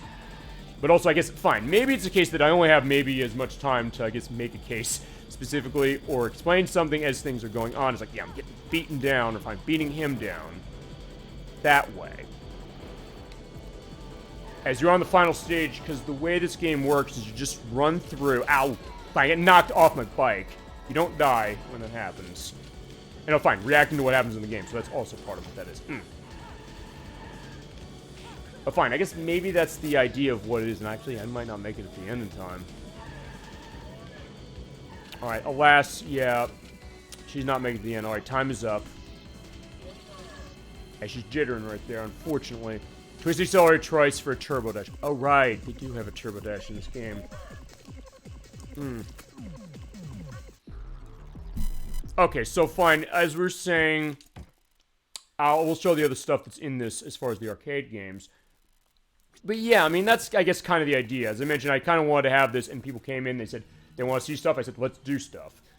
And I think maybe the other thing is maybe that I'll say, like, fine, when I say I'm going to do something, I'm going to do something. So I'm saying, hey, you want to see the other games that are in this? You're like, hey, Virtua Fighter's in this, right? Yes, it is. Here's Virtua Fighter 2. So we can play that. And fine, in this case, this is a showcase. I guess it makes sense to kind of go bouncing around, talking really fast in my case. But, okay, here is Virtua Fighter 2.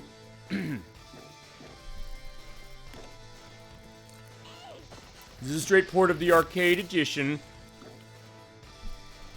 It is emulated pretty well in this one.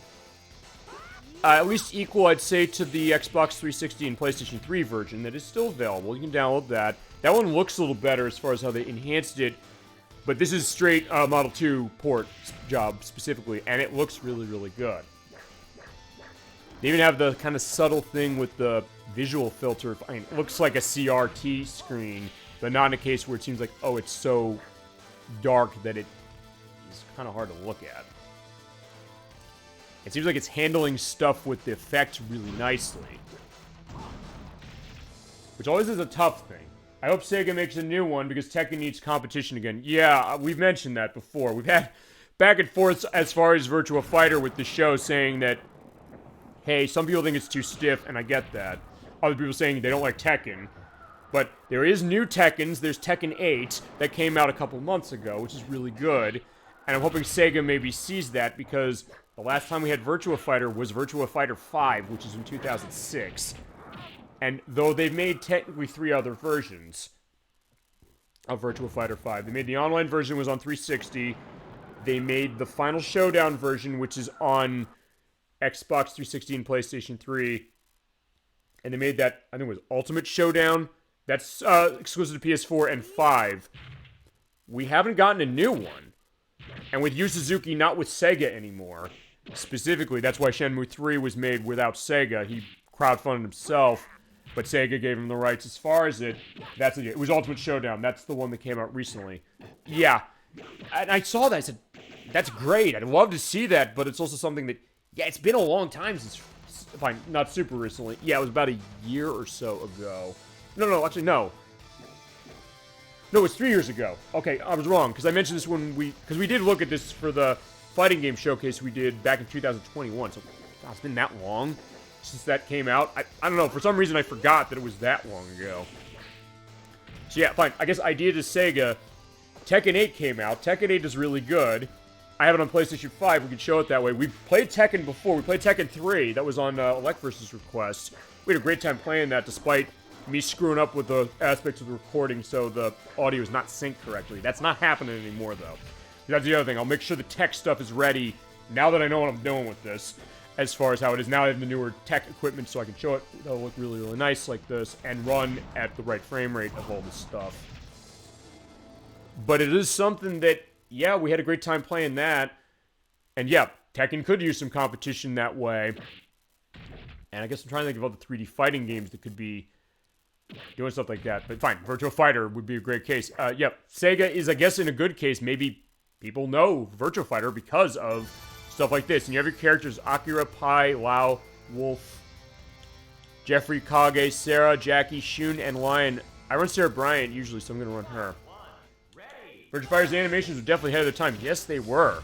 And, fine, we talked about this with Daytona USA earlier, which is... fine. As I mentioned with Daytona USA, when we started that earlier in the show, Sega went to General Electric Aerospace to make the Model 2 board. They said, this is how we're making this. We need to compete with Ridge Racer.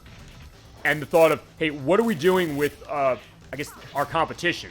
And same with Virtua Fighter. Virtua Fighter, Yu Suzuki's take was, he said, hey, Sega said, Sega needs to be competitive in fighting the way that Capcom is with Street Fighter 2, and I guess also with Midway with Mortal Kombat, to a certain extent. But they did say, okay, what are we going to do? So they said, fine, let's do 3D. So it's Model 1 as far as Virtua Fighter 1 is concerned. And I have the arcade port of Virtua Fighter 1 in the Sega Astro City Mini. I can show that at some point. I do want to show that unit off at some point. But that game, you're right, it looked great as far as the polygonal stuff, saying no one's ever seen this kind of thing before. And even though maybe it looks a little crusty nowadays, and some people's like, hey, maybe it's too stiff as far as what we're looking at. Maybe yes, but it's also something that, fine, maybe it's the case that look at how stuff like this and then Tekken came off of this and said, okay, here's what that was like, or Dead or Alive. Okay, fine, Dead or Alive as far as the other fighting franchise of 3D, that sort of has a semi-recent version, kinda. 6, at least. Yeah, they say that Virtua Fighter was one of the games that kicked off 3D games in general. Yeah, it's definitely a case of that. I mean, showing that it's able to be really profitable as far as what it's doing with it. And be feasibly playable, although, fine, sometimes there's disagreements. Like, hey, the way the feel is kind of off. Sometimes it feels stiff. And I can't necessarily disagree with that to a certain extent. But it's also something that, I guess getting into that wavelength, because, fine, it's, as I said, it's between Tekken and Street Fighter, honestly, with that. Fine. It was Tekken Street Fighter when it came to, Virtua Fighter and Street Fighter. Shit. Okay, fine. That's okay. The problem, I guess, you got a good point. It's like, hey, he's talking fast means sometimes he'll trip over that. But, fine. Virtua Fighter and Street Fighter were competing initially, or that was that idea. And then with Tekken, and the question of, hey, because of how technical Virtua Fighter 2 here is, maybe that was going to be too much for people. And then Tekken came out. Tekken focused on the spectacle, but definitely was pulling from this game in the sense that it had a lot of moves and combos to learn to be able to have a mastery of it. And especially with the multiple characters it went on, as far as how it played, and some of the styles that it pushed in, that are stuff that even Virtua Fighter never really touched. Or they touched them later, as I'm getting perfected by Pi. Damn. Alright, fine, we'll try again as far as this, and then we'll take a look at the other two games that are on this. And one of them is a fighting game that's kind of the Tekken direction, sort of, kind of, in the sense that, I guess, maybe the idea that it's faster than something like this, maybe less floaty than this, but also something that it's, yeah, there is something about it that has this great style and set a trend, you're right. I mean, 3D as far as fighting in particular, or 3D in general, you got a point when Sega was saying, hey, we're going to do this. The question, hey, nobody wanted to really be the case of saying, like, oh, we're the first to do this, and then it just doesn't come off well, But Sega had it they backed up what they had as far as the thought of, like, tech, saying, okay, nobody's ever seen a game like this before. They saw stuff as far as sprites with Virtua Fighter, Street Fighter. Fine, with Virtua Fighter, you saw that on Game Gear with the Street Fighter animation, so it went backwards. And same with Virtua Fighter 2 on the Sega Genesis. I don't know if you ever played that version, where it is not polygonal. Like, what?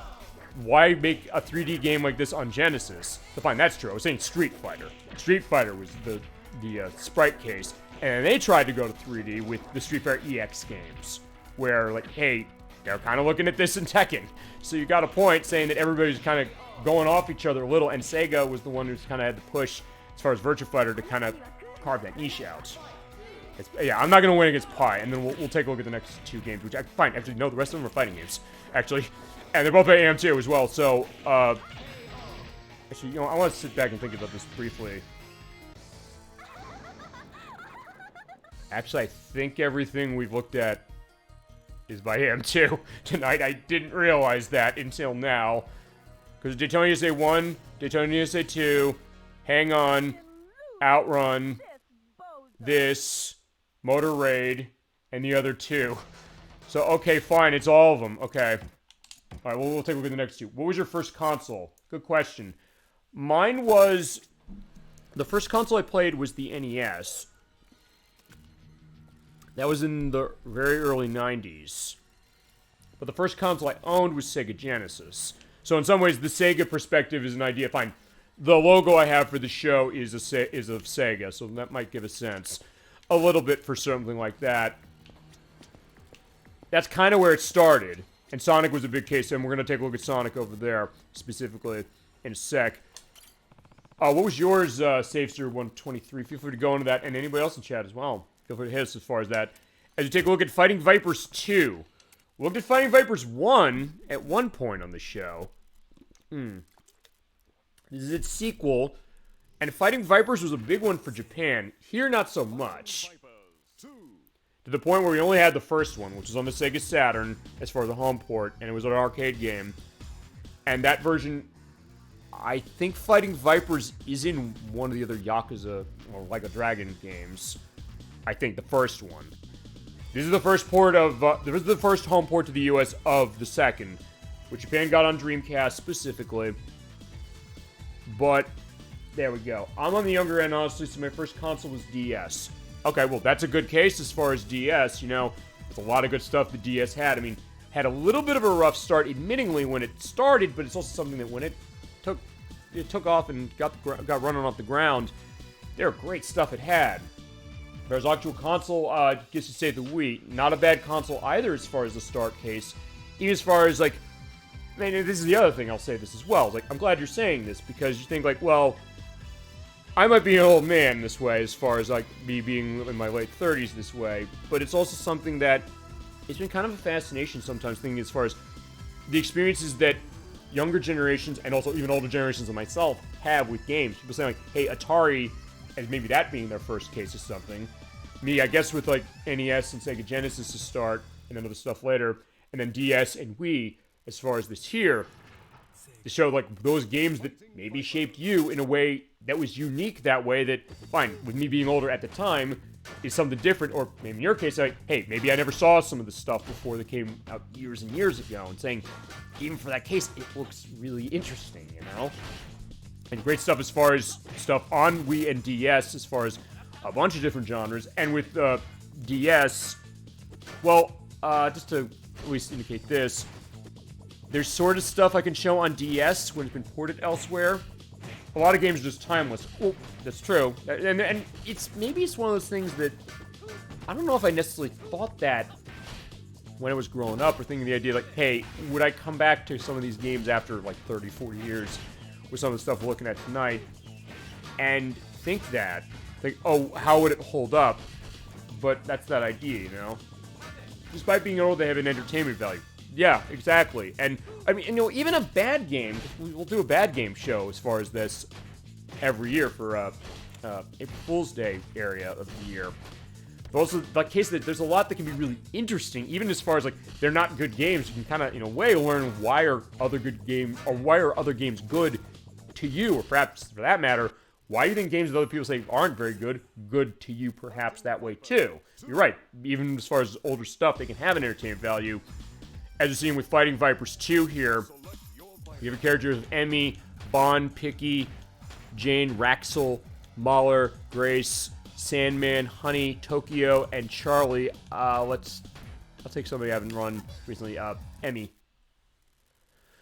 Yeah, I don't know what your experience of Fighting Vipers is. Mine, admittingly, is only the 360 port of this, because I didn't have Saturn. It's on Saturn. And outside of that was it. And then this one, this is actually last night was the first time I ever played this.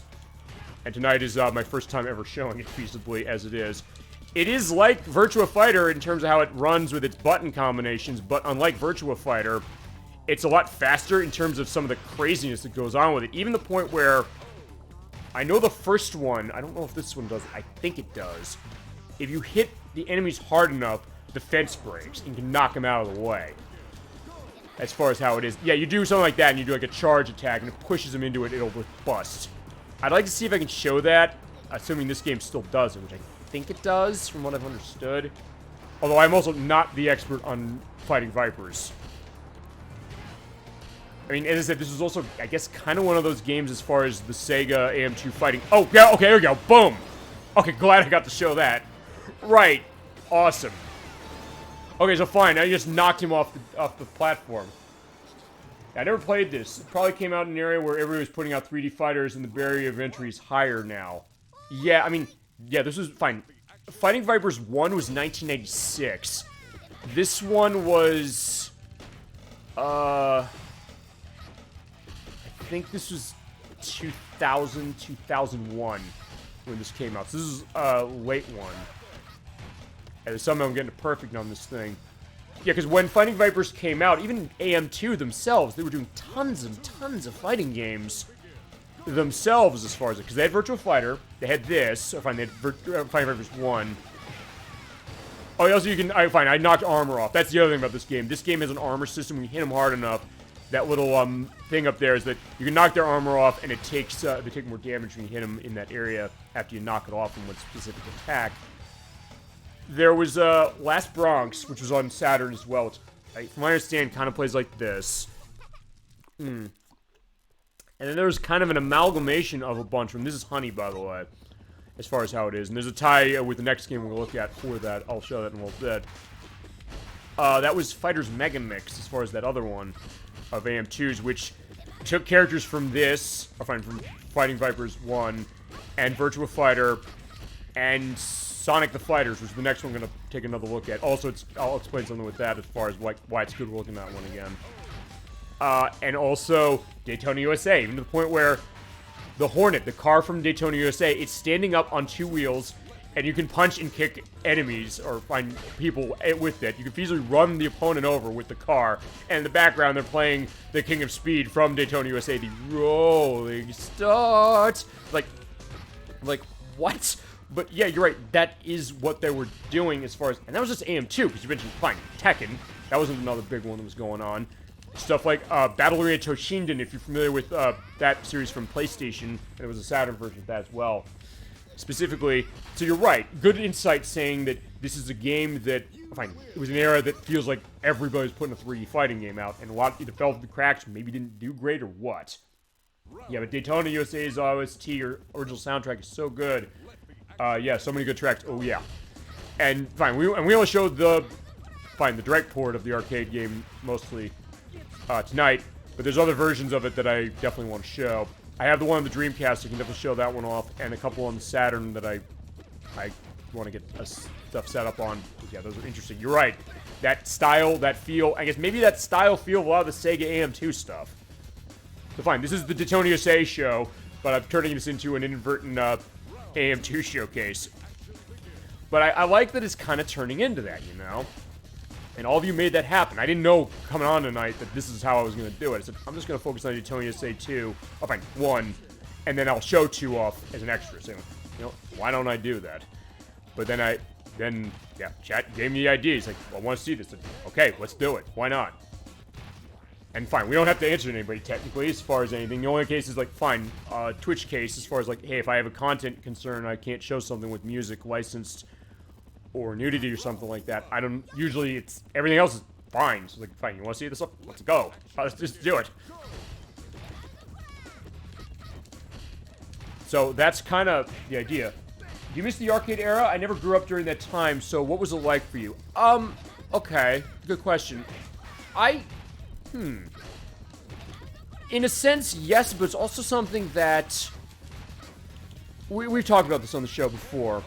The idea that usually nowadays you don't have arcades around. And generally speaking, that's true in the sense that you don't have them as prevalent necessarily anymore as they used to. Or as you used to, or fine, as they were once. And a lot of fits and spurts, especially in the US, where they went, where like, hey, they're big in the 80s, it kind of sort of stopped a little bit as far as being a massive thing.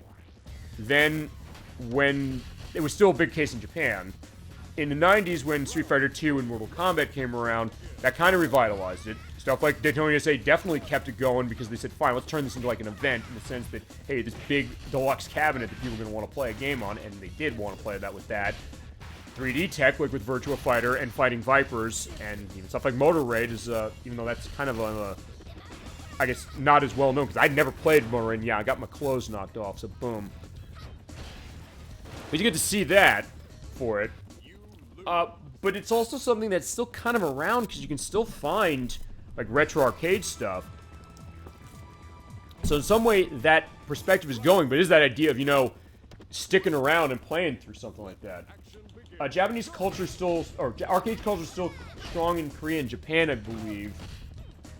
Yeah, I mean, that's true. I mean, fine, we were showing a little bit as far as Yakuza, fine, this Yakuza game, or Like a Dragon game. That's a case of it where it's still kind of around. Although I think, in some ways, maybe there's still that thought of people wanting to, as I mentioned, have a social aspect as far as gaming in... Fine, there's a lot of ways they can do that. I think it's like, hey, you know, come over to my house, let's play a game. Or, hey, when we go online, when we play with somebody online, as far as having experience that way for it. Or saying, hey, let's go somewhere, let's go to an arcade, let's see, like, hey, seeing how all the cool kids are going when it comes to playing something like, I don't know, Mortal Kombat, or Street Fighter, or Virtua Fighter, something like that.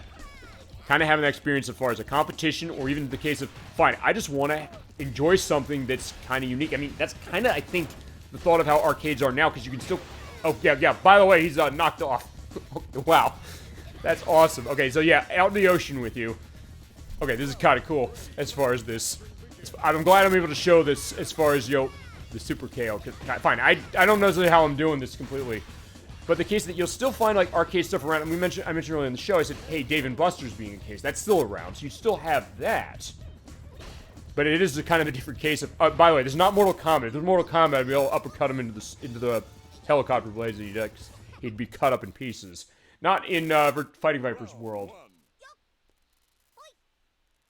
Yeah, the FGC in those countries are all like that, and they meet up in arcades. Yeah, I mean, I think maybe that's the thought. So, I mean, in some ways, I guess I missed that idea, but it's also a case that is still kind of around. You can still kind of find it. I mean, because even if you go to something like Dave & Buster's, you'll still have that aspect of, hey, you know, people are going to be playing games that way, experiencing certain things. Even cases where I'll go to an arcade with people, it's like, hey, you know, oh my god, they have this game, you ever played this? Like, no, I never played this. Let's play it.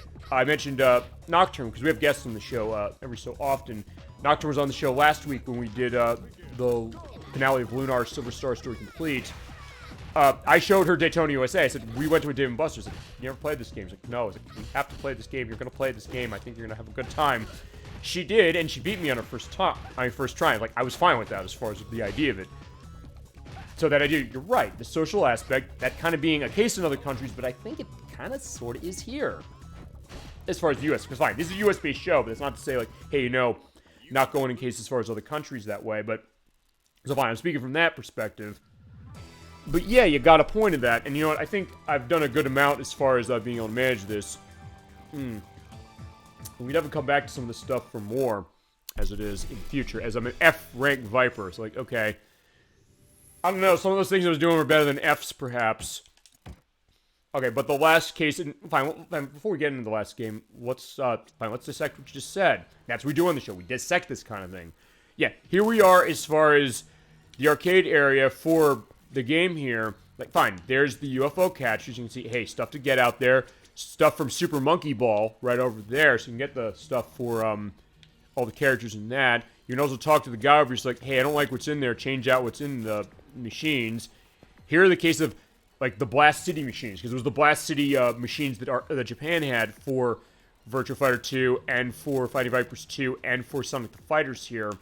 So, hey, they're on sitting cases as far as, like, the stools. You mentioned Tekken 8, its main mode, or it's like its main story mode, is that perspective of that arcade, you know, I guess, I'm trying to think of what's the right way to put this, this arcade community culture. So that game is reflecting it very well and doing it with a fighting game, which is a huge case as far as that. And these cases as well, like, yeah, you're sitting down, getting cases like, yeah, you're just fighting other people as far as it, or you crowd around and both have aspects, although actually looking at this, actually the way the layout of this looks, it actually almost just looks like, no, it is just one joystick. And it's not like these were cases where the machines were linked for, like, the fighting games. At least I don't think they were. Maybe they were for the Blast City ones, I don't know. Because we didn't really get those things in the US. But fine, something standalone like Daytona USA 2 or Sega Racing Classic 2 right here. They would be linked together and, playing games that way. In this case, just one on its own. Or even the stuff you can't play in this game, which is like, hey, the pyramid thing. You put a coin in and you basically have it rotate around the wheel. It's like, hey, if you get tickets or something. Or like a video game selector, like the Play Choice 10 of Nintendo's. The idea that you come to a machine, there's like a bunch of games that are in one perspective. Stand up, pick what you want to play, and go on and play it. Yeah, back in the day, Nintendo and Sega used to be big rivals. Then the Dreamcast happened. And yeah, after the Dreamcast, the Dreamcast is a great console, but of course it didn't sell well, especially in Japan. The US it did better. But when that happened, as you're mentioning, Sega went third party, and they said, fine, we're going to make stuff for everybody else. The fact that Sonic the Hedgehog was on a Nintendo system, people was like, wait, what? Like, we're never going to see that. But we did, and now at this point, people are probably looking at us saying, yeah, fine, I'm used to that, because I maybe grew up that way, perhaps. Or stuff like, you mentioned the Wii. The case there were 3 Sonic games on the Wii, which were Sonic the Secret Rings, Sonic and Black Knight, and I find actually 4. Fine, 4 as far as the main Sonic games. Unleashed, and also Sonic Colors. In the case that, fine, used to having Nintendo on a console that way. Or fine, Sega on a Nintendo console, I should say. Alright, fine. Oh, let's take a look at the last game here. Sonic the Fighters. Came out in 1996. My homework's complete. Hi, Protorova, so good it is complete. Welcome to the show. Okay, this turned into a little bit of an inadvertent Sega AM2 showcase. We did Daytona USA. I then said, hey, you know what? I want to show the online off. Let me activate my Xbox Game Pass Ultimate subscription I hadn't gone through specifically. Then I said, let me show Daytona USA 2 Battle on the Edge. Then Electro said, hey, what about OutRun and Super Hang-On? I said, hey, I have collections that have these. Super Hang-On is a case where... Actually, I'm almost at the end of this, as far as being able to get Yakuza 6 going, which has it, because I'm not far enough in Yakuza 0 to do this. And then we are playing, looks as far as Motor Raid, and Virtua Fighter 2, and Fighting Vipers 2, and now Sonic the Fighters. So it's been kind of a long road. And you have the spin-off, by the way, games as far as Sega, or Sonic, with Sonic Riders Zero Gravity and Sonic and All-Stars Racing from the Wii. Or they're on the Wii, indeed. Very true. There's an arcade side of a game. Yes, pretty much a game in a game. Yeah, by the way, we are using Like a Dragon Gaiden, the manual Races Past, to show this. Because there's a port of Daytona USA 2 Power Edition, but on top of that, there's ports of Motor Raid, Virtua Fighter 2, Fighting Vipers 2, and Sonic Fighters here. I think it has some other stuff as well. We did show this game as a dedicated show, but also, I made a mistake when we did that show. I want to apologize, actually, to Electros who requested that. It was the first show I used the microphone that I used for this program. I had it too loud. So yeah, there's cases where a lot of stuff was not being heard. So I think this would be a better case of being able to hear it. So consider this apology for that and me fixing that mistake about 3 years after the fact. Yeah, imagine a game in a game that has a game, or a game in a game, and that game has a game in their game. Yeah, I'm trying to think. There might be a case of a game that's done that. Let me think about that. Yeah, I'll let the aspect going is, yeah, Amy Rose is getting the rings beat out of her by Bark the Polar Bear. Let me think about this. Yeah, Factorial 1000. Okay, that's a good one, Protorova, indeed. By the way, Protorova, so good to see you tonight. Feel free to let your memories flow on anything Sega AM2, and if you played Sonic the Fighters here, specifically. And by the way, as I mentioned to you before, tomorrow the Lunar parts, because he played Lunar Silver Star Story Complete for us, the edits of those will be done. They'll be on the YouTube site tomorrow. Sorry it took so long, but I had an 11.5-hour edit I had to do, splitting across 2 videos, but you're going to like the way that turned out. I guarantee it. To quote the Man's Warehouse, or to paraphrase them. Yeah, let me think about that game in a game thing. There is an answer. There's something I'm thinking of that is like that. I'll think it through. Chad, if you know of a case of a game that's been like that, feel free to speak it out, for sure, as we have the fighting going. Alright, so we got Sonic the Hedgehog, Tails, Fang the Sniper, Bean Dynamite, Bark the Polar Bear, Espio the Chameleon, Amy Rosie the Rascal. If you hit a button combination, she becomes Honey from Fighting Vipers, and Knuckles. If you don't have any objections, I'm running with Sonic to start. And this isn't... I just find Resurrection. What's that specifically? Is that a specific game? Or what? Ooh, as a basic... Yeah, clap on, clap off to Sonic. Okay, fine. Or to Knuckles, I should say. Because just knock the rings on him. This is AM2 as well, dev this. It's kind of the Fighting Vipers case, admittingly. And like with Fighting Vipers 2... This did not come out in the US as it was. This is back when Shadow the Hedgehog didn't exist, or did he? Yeah, he did. You're right. He did not. Stage 123. You're right. He did not exist yet. It was a couple of years after. It was 5 years after this game that he existed. Although in a lot of cases, yeah, I mean, it would be fitting to see this. Oh, recursion, not resurrection. Okay. Oh yeah, like the number recursion. Definitely a good case of that. Yeah, we're definitely a high class as far as this. Yeah, just kick him in the face and get it perfect. Okay, awesome. Yeah, because he didn't... You're right, he didn't exist, although it's a case of, I guess as far as the, aspect of the anti-hero of, Sonic that way, I guess it was, what was it? I guess it was Knuckles, kind of, but it wasn't completely. Okay, I hear this game is a competitive scene. Does it? Actually, we didn't bring that up when we played it. Feel free to talk more about that. I mean, I guess because it's a fighting game, so I guess every fighting game is going to have a competitive scene to a certain extent. And it's a case where, fine, this one was a little more lucky than some of the ones where it's like, hey, they didn't get a home port for a while. This did get a home port in 2005 when it was in the Sonic Gems collection on GameCube and everywhere except the US, it was on the PS2 as well. And then there was an Xbox 360, PlayStation 3 downloadable port, which you can still pick up on all those consoles. Then it was ported into this. So this has been around a while as far as getting brought back to the home, but yeah, US didn't get this. I think they were trying to get it around. Actually, they're going to put this on Saturn, but they basically said, fine, we can't get this going as far as Saturn. But they did put Bark and Bean as playable characters in Fighters Mega Mix. It's worth pointing out. Yeah, Eggman is considered to be strongest game. He's straight up broken by the community. Yeah, actually, give it the way he's like the final boss case of that. That's the idea. You know what? This is short enough. We'll show that off. Since you're mentioning that, may as well. And at that point, I think we'll I'll do a crane game thing for the Super Monkey Ball thing outside of this. And then we'll go to that. Yeah, Bark the Polar Bear, as I mentioned when we played it, he hits like a truck. He just picks you up. Fine. Okay, fine. That's probably the other reason, because you won't talk about the idea of a tier listing on your fighting game. The fact that it's... Yeah, Bark the Polar Bear, yeah, he just punched me in the face and boom, down I went. Fine, I guess if anybody... Okay, fine. I'll tell you the most broken character in the game. We're going to see him. Fine. Bark just hits hard. And you have the barrier stuff, because, yeah, you have 5 of those barriers. It's worth pointing out if you've never played this game before.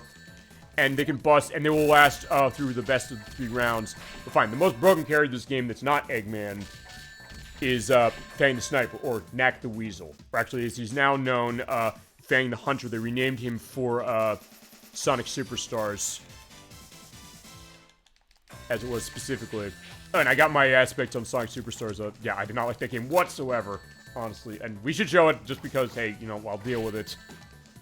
Hey, if you usually want to see me getting really, really angry, I'll play that game. But fine. Okay, he's doing that dive bomb. Ow. Oh, right, I forgot. Because in this game, you get squished, feasibly. Oh. Okay, good. At least I made that. So I guess that goes to the question of fighting game balance. I mean, I don't know if this is necessarily the most balanced fighting game. And I'll be honest. When I first played this, I felt, man, this seems stiff. Actually, I felt this seemed more stiff than Virtua Fighter did. As far as it, but the more I played it, the more I said, okay, fine. I think after I played Fighting Vipers, that kind of helped it. It was like, hey, you know, I think, fine, this is clearly running on the Fighting Vipers style a little bit, although maybe a little, not as crazy as far as how it is, or maybe not as fast. And fine, I like my Sonic stuff, and the idea, like, hey, you know, Sonic's first fighting game appearance, so before Super Smash Bros. And before Sonic Battle won the Game Boy Advance, this is where Sonic was doing his fighting, specifically, unless it's something I'm forgetting where Sonic was fighting, as far as the fighting. Oh, Jesus! Wait, did that take off like half my health? I'm gonna go back and look at that when I edit this. Fine, the other thing I could do is I could also go over to the easy machine, because they do have machines in this where you can go a little easier for it, but honestly... Look, I did it normal when we played it 3 years ago. I can do it normal now. Well, I'll make sure we do it normal now. Ow. I think I head to bed. It was nice watching the show. It's so good to see you, SafeSteer123. Thank you for stopping by. As I mentioned, we got the YouTube site if you want to see more of our shows. And we do this every week. Next week is a 7 p.m. show as well on Saturday, on April 20th. We're starting Proc Legend of the Gobos for the Sega Saturn with Nocturne. She's going to be in for that one. So good to see you as far as thank you for joining our show. Hope you had a good time. Thank you for adding so much to it and inspiring us also to show some more stuff as far as it. So have a good night, and thank you so much, and have a great rest of your week, and great week coming forward, as I say at the end of the show. But I had a great time for that. Ah, crap. I'm almost there with Bark. I'm so close. I do want to show Knack the Weasel feasibly kicking my ass. Fine. Fan Sniper. That's what we call it from Japan. And then they changed Knack the Weasel. Actually, I'm surprised then when Sonic Superstars came out. I'm surprised he's just like, fine, we're going to go back and call him Knack the Weasel. Ow. Fine. At least when we played this 3 years ago, the way he's doing that attack, it's like, you know, it's the clap-on thingy that Jax does. You too, of course, anytime. No problem. Thank you so much for, you know, joining our show and for everything you added. Yeah, you're making the show. As I said, this is your show as much as it's mine as far as it, and I appreciate that for sure. Yeah, we'll take Bark down. Don't worry as far as that, for sure. And also, if you do want to see the rest of it as far as what else it got left for it, as Yakuza 6 finally downloaded shit. Okay. Let's see. Ow. Yeah, it'll be, recorded as far as, Twitch. Actually, you know what? You know what? I'll tell you what we're gonna do. Since that happened, I'm gonna see if I can beat Bark. If I don't beat Bark, I'll tell you what we're gonna do. I'm gonna load up Yakuza 6. I'm gonna try and see if I can't get the Super Hang On. That's the other thing. I'm gonna keep the promise specifically, so, come on, Bark. Alright, you're going down. Or maybe I don't want you to go down so I can see if I can show, Super Hang On. It's like, I'm doing everything I can to get that going. Okay, boom. Down he goes, but... Did I get him? He's round 3. Alright, come on.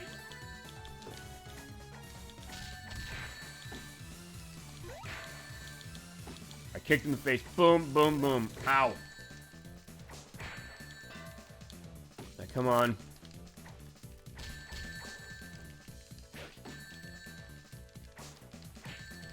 Okay, I got him. Okay, so that was good. At least I got him down.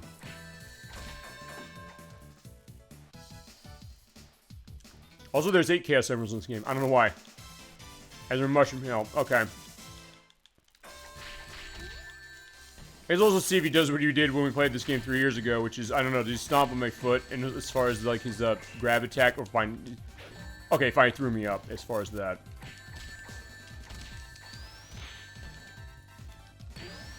Yeah, so they see. Oh, there you go. Okay, fine, I just launched him. Okay. I said I'll go as far as this till I get my next game over, and then I'll take a look as far as Yakuza 6. I'm gonna, as I said, what I'm gonna do is I'm gonna try and skip through as much of the stuff of the story as I can. No disrespect to Yakuza 6, but I said I need to get somewhere I can get that Hang On case. And if I can't get it after 5 hours, I'll do what I said I was gonna do, which is show it off in June. As far as an extra with the Metal Gear Solid 2 finale, because why not? Alright. He's throwing me out like yesterday's trash. Hmm.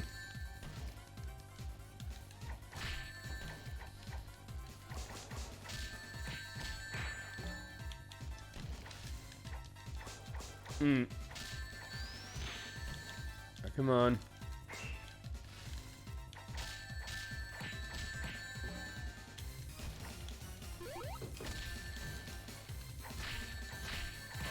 Alright, fine. I guess I'm gonna be feasibly going until I beat this thing, or, how that is it...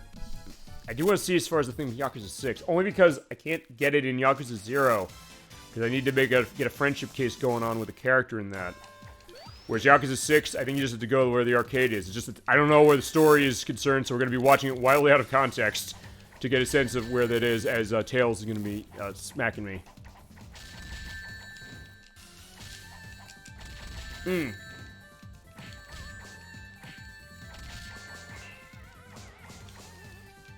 Alright, so yeah, I got airlifted to my doom.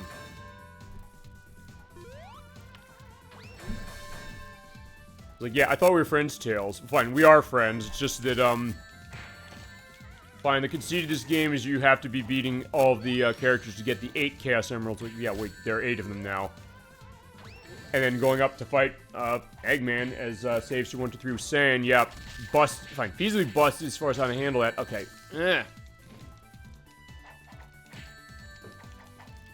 Okay, fine, there you go. So I got knocked out. So fine, Tails, you get the win.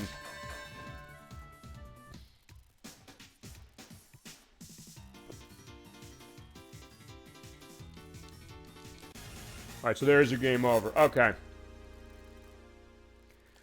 Okay, let's take a look at Yakuza 6. Let's see if I can't make this happen for Super Hang-On. See, this is how dedicated I am. It's like, yeah, fine, I'm doing this. So in this case, it turned out well as far as how this is. Okay.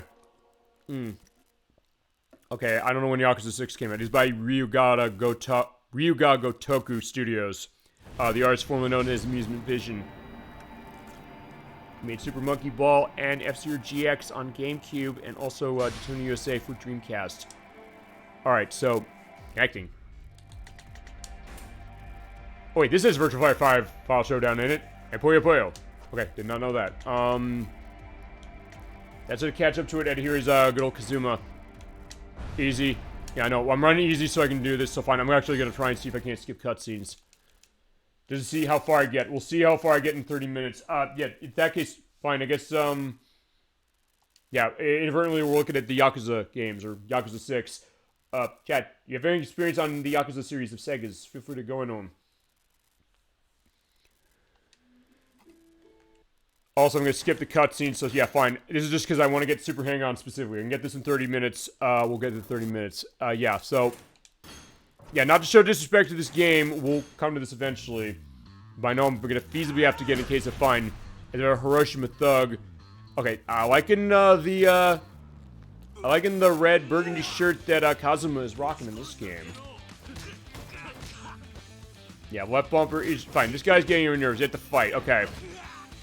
Yeah, if you ever played Yakuza before, it, generally speaking, it's kind of like an adventure beat-em-up kind of. There's a Shenmue aspect to this, no question. You hit the left bumper to do guarding.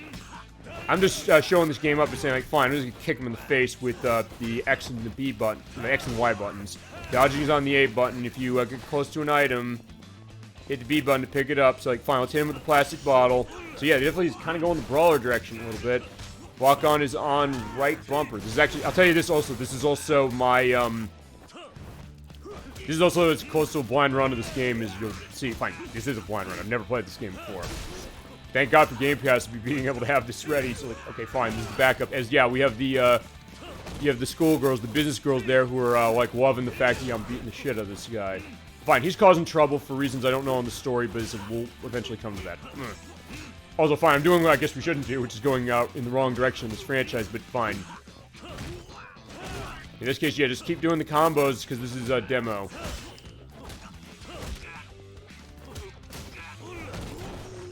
Yeah, but this game does have some good stuff as far as, yeah, with the heat actions icon, hit the Y button. Yeah, you hit the heat icon by hitting the right trigger, and then hitting, wait, is that the heat? Come on, beat me, I want to hit you.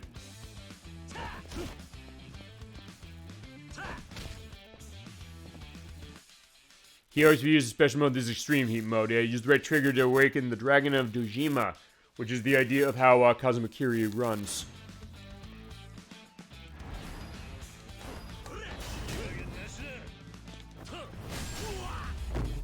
There you go. I do have those flourishes that way. It's like, yeah, I'm walking my way off. Yeah, I don't have time to play games. Yeah, because if you've ever played the Yakuza games, Kazuma is kind of a bit of a badass that way. Also, these games' voices are in Japanese. Some of the more recent ones have English dubs to them. They're actually way better than, that are definitely way better than they were for the one for the first Yakuza on the PS2 was. Like, she's the ones to remember the Yakuza. The voice acting is really good. The story's awesome. As I said, I just want to get Super Hang-On for Left first that way if I can do it. But since there's heavy, it's very heavy on story. I had to get that set. Oh, karaoke, fitting, because we did karaoke earlier, Proto before you jumped on Daytona USA. Because, yeah, there you go. Okay. Okay, Kazuma Kiryu is arrested on incitement charges. Okay, yeah, he used to be the chairman of the Tojo clan. He said, I'm also kind of being dropped into this. I'm dropping myself into this game without enough context because I've only played Yakuza 0, Yakuza 1, Kiwami, which is the remake of 1, the new one, the Like a Dragon, sort of new one.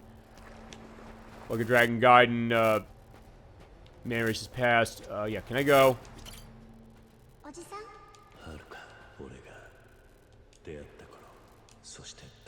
Okay, that is Haruka. I believe she's the girl that we met in Yakuza 1.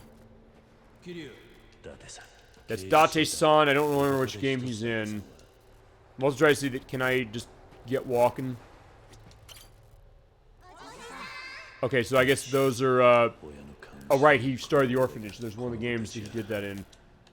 I don't remember which one that was.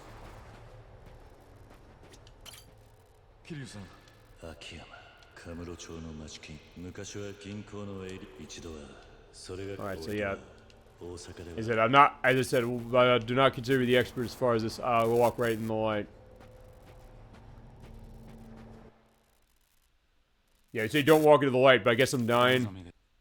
Okay, fine, I'm not fine. He's not dying. I know he's alive in the later ones.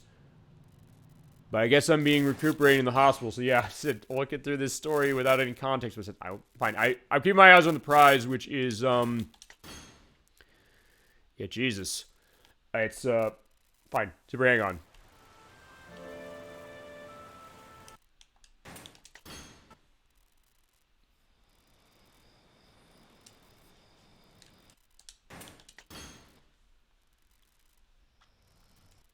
Alright, so somebody's coming in to do something horrible, I would think.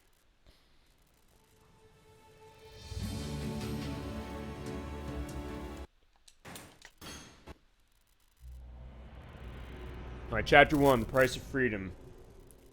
Yeah, because what I noticed, actually, I did do the same thing last night when it came to, what was it? Like a Dragon Gaiden. So, I guess I'm doing it the same way. Basically, I just played up to the game as much as I could to get to kids to talk to. Alright, so how do I run? Can I run? I got mail. Let's see. I gotta find a plan to find Haruka. Let's see. Okay, crap. I think I'm on an island. I hate to find... Because there's a preview to our Super Mario Sunshine play that we're starting in a month about... Also, yeah, I guess I can't run. Alright, Mame is the doggy here. Magic word. Okay.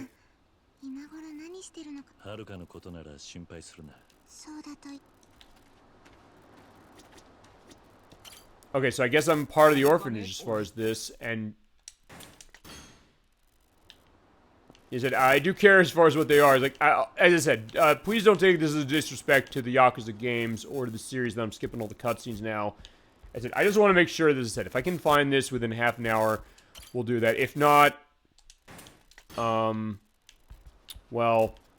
we'll do it in a couple months. Okay, I gotta make a phone call. Okay, the number you dial is out of service. Yeah, unfortunately his number changed. Oh, this is weird when you do skips as far as this, the idea that, hey, it's, I guess it's kind of just, adjusting as far as, like, the way the screen is. Okay. Alright. Alright, so she's gonna start making the meal, but what's up? Hey, do you know my Haruka? Maybe I also want to come back with you. Okay. Okay, so I think A is my run. I try to remember if it was like, hey, is it on right trigger in this game the way it is in the new one? In this case, basically just looking at the map, seeing like, hey, where are the people I gotta talk to? And see where we can get our super hang-on on. Okay. Okay, I did get a little bit of a mission, specifically. Yeah, I want to go and find Haruka, and I also want... What are we looking for? I'm looking for... Fine, as far as the plot of this game, we're looking for Haruka, who is involved in Yakuza 1, which is on PlayStation 2, and it's also, there's Yakuza Kiwami, which is a remake of that. I'm basically also going through this because this game has unlockable Sega arcade games. I had to find where an arcade is to show one of them. Well, I first wanted to see Super Hang-On. This is the only thing I've got that I've got a lead, is being able to get this game to him quickly, because it's in Yakuza 0, which I own for this console as well. Fine. Okay, I don't own this. I downloaded this off of Game Pass for Xbox Series X. But what I did was, in that game you have to get, what is it? You have to get a specific relationship status with a character in the story in order to get ability to have Super Hang-On available in the arcade. This game you don't have to. This one you just have to go to where the arcade is. So we're going to go to Kamurocho tomorrow. So I'm talking to everybody around saying, hey, this is the kids of the orphanage. I have to go find her. They know specifically to it. So good, we're in the city. So as long as I'm in the city, and as long as I can have free reign, and I'm not necessarily in a case where I have to go somewhere specifically for plot yet, I can get to an arcade, I can show that specifically, because they said I wanted to see. Like I said to Electris, I said, fine. During the show, I said, I took drastic measures. I said, let me download this off the Game Pass. I guess I've amped enough as far as showing other stuff to say that, hey, you know, I might be able to show this. And that will be feasibly the end of the program. But I said, it's also the case that, fine, Proto, you know this. I will improvise the show to any degree specifically. And so if chat says something as like, hey, you know, let's do this if I have access to it. And the answer is, I can't have access to everything that Chad has been mentioning tonight on this one console. And I got an achievement. Okay, welcome back. There you go. I found Kamurocho for the first time. Okay, so go to Sky Finance. Let's take a look at my map. Let's see where an arcade is. Because, yeah, when you hit the back button on this, you go to where an arcade is. It's in Nakamichi Street. I think that's the place where it is, right? I'm also looking up. It's Club Sega Theater Square. Club Shrine, Modern Mahjong. You have a lot of things you can do in this game. You never played Yakuza Proto. You might like it. And there's an RPG take on this, which is Club Sega Theater Square. It's up there. Alright, so... Perfect. If we can go over there and... That's some money. Oh, yeah, by the way, this game is brought to you by Sony on the Microsoft console. Who knew? Okay. That's hilarious. Oh, yeah, because I have a Sony phone. Yeah, tell me how to sprint, please. Hold the A button. Perfect. Okay. Because you can sprint as far as this. You ever played Shenmue, perhaps? That's the idea. Alright, so we're running down the street. No, yeah, there's always trouble here. Stop right there. Okay, this is Kiryu. No, this is Dati-san. He, I believe, is a detective that goes around town. Also gives us a preview when we do Shenmue in December. As far as it, because this is basically Shenmue who's rocking a mature rating. Is that I just need to get my run go so I can see. Alright, where are we going? It's right up there. As long as I get to Theater Square, we're gonna go.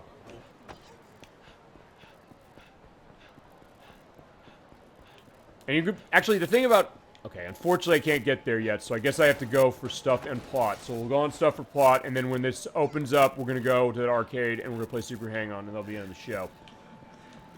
He said, yeah, Cosmo gets tired. Okay, so, let's see, where do we gotta go? We gotta go in this building right here, I think. Oh, no, right, fine, this building. Wait, can I get in there? Or I talk to people on the street saying, like, hey, you know, can you help me, get a sense where to go? Fine, okay, it's not like Shenmue where I can just ask people, like, where am I going? So, let's see, my destination is over here.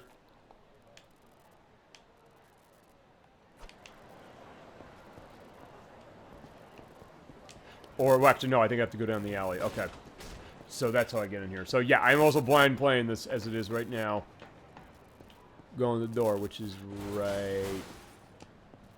Can I go? Wait, how, can I go in the door? Oh, maybe I have to go upstairs. Okay, fine, fair enough.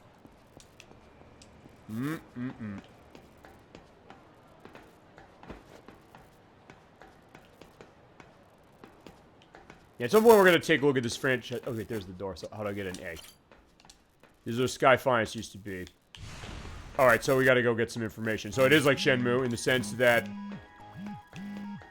yeah, you kind of go around. You basically are trying to find clues for where you're going, and in between you do fights. Although in this case, the way we're doing this is that we were former members of the Yakuza, the Japanese mafia. So in that case, it's all this intrigue that kind of goes along with that idea. So you basically have to go around, see what I can do. Or you can buy soda, so it is like Shenmue in the sense that, fine, I can get some soda. So let's get a nice grape soda, which you can use to get stat boosts. Let's have a drink.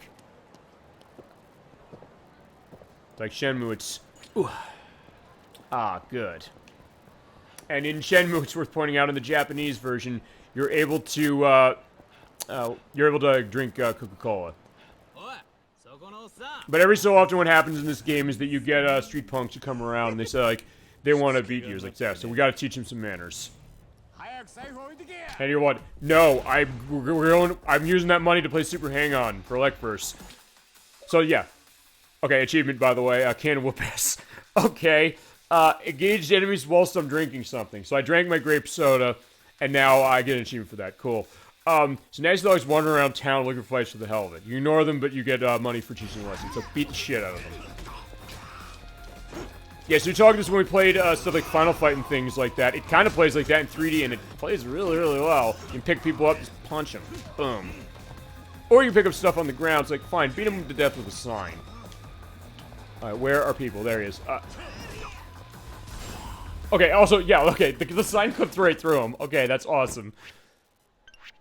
And you get experience points for battles. You can use that to increase your stats. There is kind of an RPG aspect to this, and there is also, on Electverse's request, a recommendation, I would say, specifically, Yakuza Like a Dragon, which does play like an RPG. Fine, a specific RPG, and you have, like, an RPG battle system, specifically, and the option as far as boosting your health and attack and things like that. I'm just doing that because, like, fine, can I do this? Alright, and they'll give you information as far as what this is. Okay, so go up the street. We're set. I think we can make it. Okay, so I didn't have to skip much, so I guess Electverse fine. Assuming that I'm right about this. No, but also, here's the other thing. Fine, it's like a random battle in RPG, actually, Protorov, this way. You know the baboons were noticing us when we were playing Lunar? It's like, no, oh shit. Yeah, they're gonna chase after me, but it's like, fine. Club Sega is... right there. Okay, Club Sega. We're going to Club Sega. Oh no, I'm getting tired. Alright, fine. I guess we gotta beat the thugs. Alright, fine. Like, yeah, we want to play Super Hang-On, damn it. You guys need to go. And off he goes. Okay, awesome. Yeah, can we go in here, please? Oh, fine. We have to go in a door. So, oh, I didn't. Oh, fine. I didn't beat him yet. I think you can also feasibly run away. So it is like an RPG that way. In the sense that, fine, there's random enemies, but like, boom, kick, boom.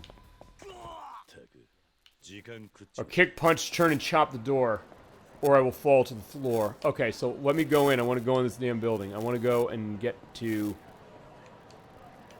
no, unless I can't get there yet. Damn, we're so close. I mean, it's here. This is it. But I just need to get in... oh, no. More enemies. I don't want to fight you guys, right? I do want to fight. You know, fine. Fuck you. You're going down. I'm sorry. Fine. I'm getting in touch with my inner, pugilist this way. It's like, fine. They do like Shenmue, although unlike Shenmue... fine. You don't... with a couple exceptions, Shenmue does not usually have cases where the enemies are just going to come around and, try and attack you. With a couple exceptions. There's parts in Shenmue 1 that they'll ask you to do that. Okay, so fine. I guess we gotta look for these clues before we can go in the Sega arcade. So that's the place we gotta go. Fine, that's the place we got to go for what we want to do. For the purpose of the plot, we need to go to... oh, you can also play darts. Okay, so fine. Like Shenmue, you can go play darts, but, let's see. Also, unfortunately, you have a, what is it? You have a fine, not a stamina meter, it's just not visible, but fine. When I stop running, yeah, Kazuma gets a bit tired.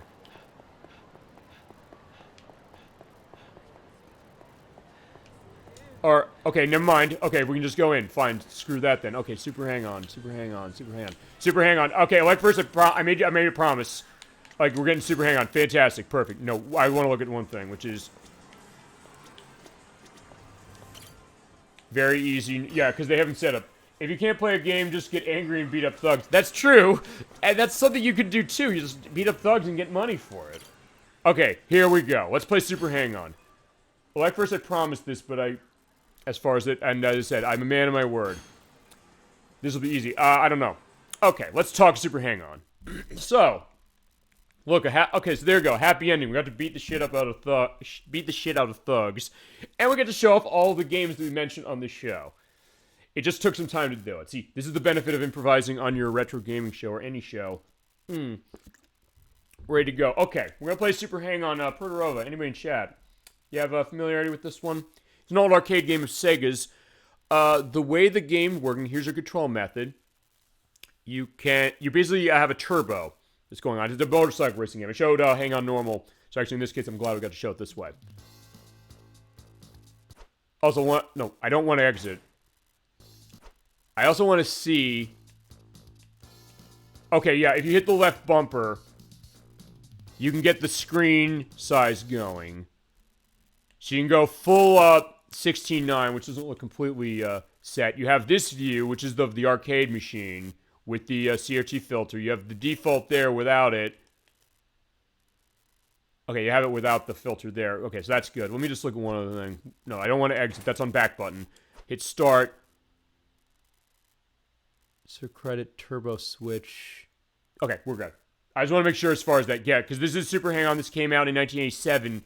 It is the sequel to Hang-On that we showed earlier in the program. And when I edit this, I also have the timestamps for all the games. So let's get a brief look as far as this. So how do I put coin in? Coin is a Y button. And you have a choice of stage: your beginner, senior, expert, and junior. Let's take a look at all of them. Why the hell not? And you have your options as far as music. I'm going to turn up the music. We're going to run Outside of Crisis to start, because this music is fucking awesome.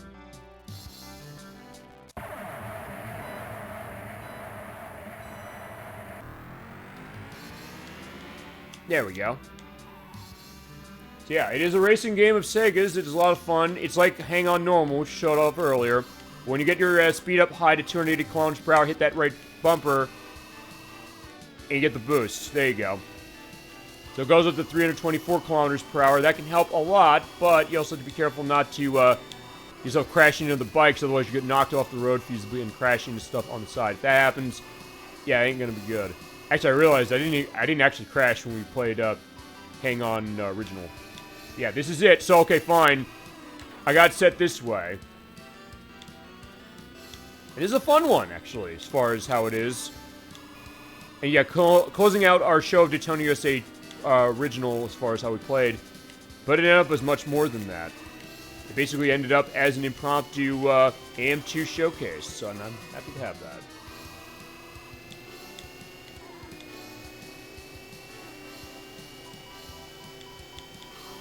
Yeah, so it does play a lot like Hang On itself, but it is, I mean, feasibly is a better case, because there's a little more going on when it comes to the strategy. It goes, oh, great, that was lucky, me not hitting toucan signs. And yeah, fine. We also got to show the idea of, you know, beating up thugs as far as a little preview to Yakuza as far as it. So, there you go. So, in this case, yeah, I'm going to have a lot of fun. Oh, shit. Okay, at least I show what crashing looks like. When you crash, you get knocked off your bike. You lose some time, but time's going to keep going down. But you have to get to the next checkpoint, otherwise your game's over.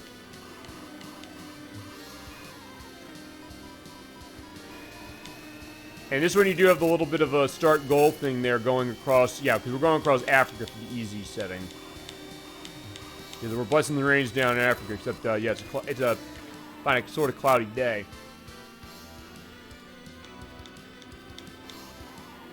Alright, I'm very happy I was able to get this set. So I was like, yeah, shit. I just have to hit the rock.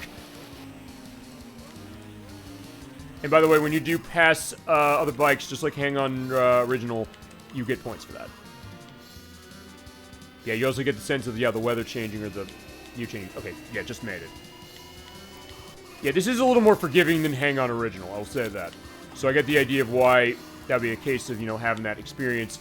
And like versus case, I believe you were saying, like, hey, I played Yakuza Like the Dragon. I think it's in that. Oh, actually, I don't know. Actually, no, I don't think it is. It's in 0 and it's in Yakuza 6. We're using Yakuza 6 for the purpose of this. Actually, I don't know if Yakuza Like a Dragon even had, like, classic Sega games in it. Alright, we didn't make it to the end, but that's fine. I'm going to show off each course, and then in that case, that'll be the end of the program.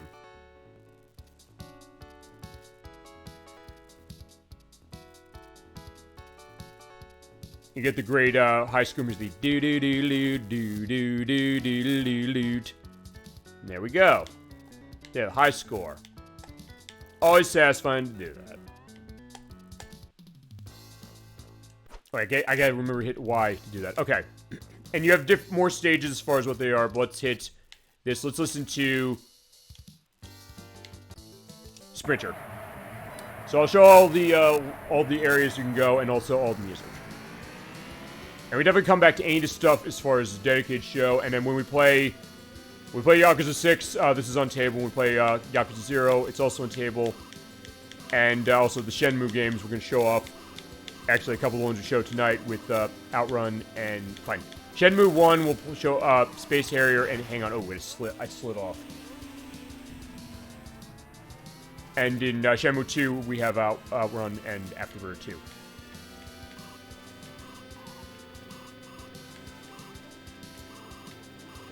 Yeah, so yeah, we're going to Asia as it is for this. So there you go. It is nice stuff. It's a fun game, and thank you, by the way, to everybody out there in chat. Ow, crap. No, I'm fine. Fine. Thank you for the suggestion as far as the great discussions we had as far as tonight. The idea of saying, like, you know, let's turn this into a show that way. I didn't expect having coming on the show this way to do this tonight, but I'm glad that's how it happened, is that you all helped make that happen. Everybody in chat tonight. Protorova, Blackverse, Dollyfin, and Savester123. That's the idea. That's the name of the game. I'm going to try this one again because I didn't do so hot as far as this run. And then after that, we'll show off the last two, and then I'll have a break as far as that. Oh, fine. We'll stop the show. We'll go over the schedule, and then we'll stop the show. But I still got number one as far as this, so that's good.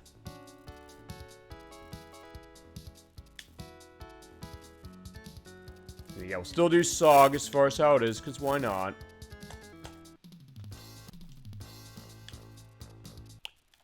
Fine, we'll listen to Sprinter again, and then when I'm done with that, we'll do the other two, and we'll go. Yeah, this game is a lot of fun. I think that's the idea. This is, for something that started as a celebration of Daytona USA's 30th anniversary this month, and also had the hidden perspective of myself saying, hey, I'm going to show a sequel off, which you did earlier.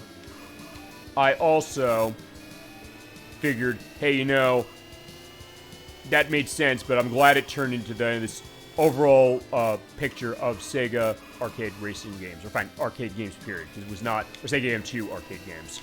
Because there was a lot of racing games and fighting games specifically, but a bunch of stuff as it is, and I had a good time. Ow, shit! Even though I'm doing badly.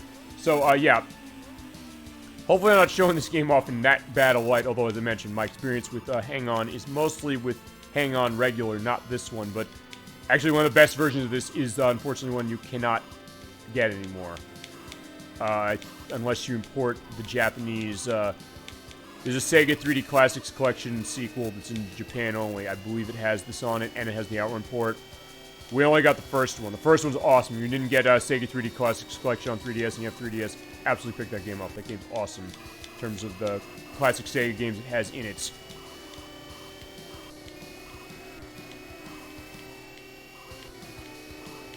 Yeah, but that was the first one I played. It has a great 3D mode, as yeah, AM2 did that so well with those games on 3DS. And as far as showing on show, it's like, hey, I need the tech for the purpose of 3DS to, you know, be able to stream it to the program. But also, I don't think you'd see the 3D aspect, but the 3D is so good. It's amongst some of the best 3D that was on the console. I mean, that was the idea. It's like, yeah, you think Sega, Nintendo would do the 3D best. Well, they did some great stuff with 3D. But Sega, they knew what they were doing. And as I've said, I think a couple times before, I'll reiterate it again, since it's coming up this way. Sega had the 3D glasses element as far as the Sega Master System, so it was not necessarily the first rodeo with that. And M2, they went above and beyond when it came to that. Even to the point where some of the ones they made, because they did one of Sonic the Hedgehog, and like, wait a second, 3D on Sonic the Hedgehog? How's that going to work? They basically repainted the whole game pretty much from scratch to make the 3D work. It's like, Jesus Christ, they clearly went above and beyond. And it was absolutely fascinating to kind of understand that and see that the game look great, and they added a lot of neat stuff as far as extras.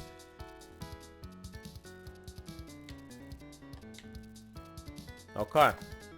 So that's that one. Now I'll show Senior going to America. Let's run the winning run.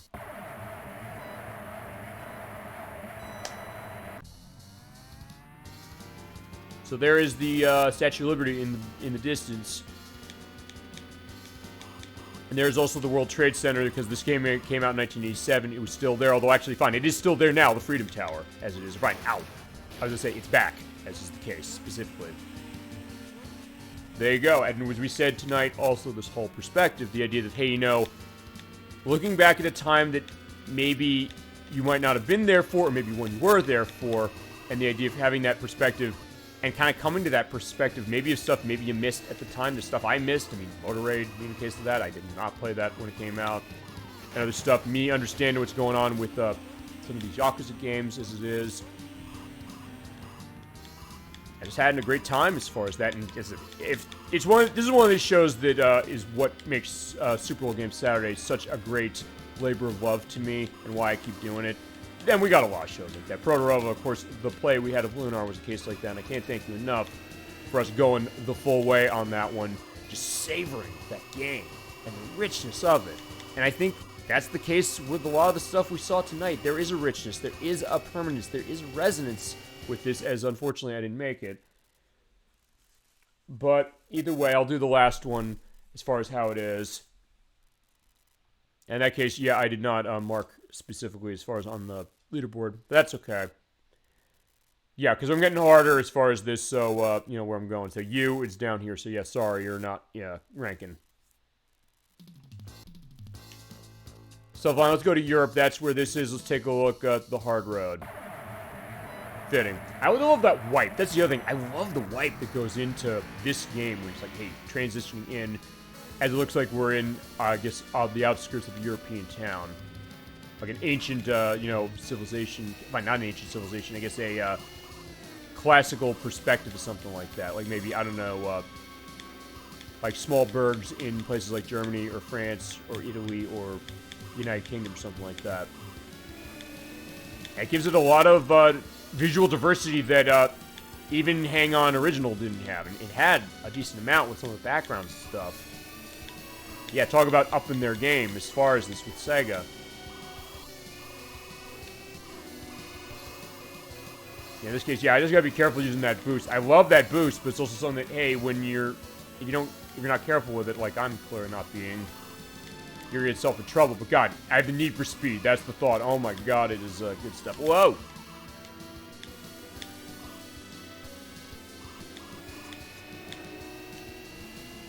Even going by the beaches. Yeah, look at that. Ah, crap. The good news is he lives through that, because we're in a helmet. Yeah, this is why you wear a helmet, kiddies. So if you ever find yourself on a motorbike boosting that way, oh, fine. Even with a helmet, you probably won't live through that. But fine. That's what that's the beauty of the game. You can live through that and laugh at it, specifically as it goes on. Oh! And you can, as the game says, hang on. Oh, fine. We are hanging on. So, talk about perfectly named. You're like, wait a second, hang on for the bike. Like, yeah, you gotta hang on all those turns. Hang on when we get the boost going. Whoa. And as you're seeing here, when you go through the harder continents, you get more courses that go along with them, and the course designs get a little more complicated. Okay, somehow I'm doing actually really well on this one. I don't know how that's happening. Maybe you got all the... Okay, I was gonna say I got all the rustiness off from the other ones, but I don't think so. But still, I'm in a high score case, so there you go.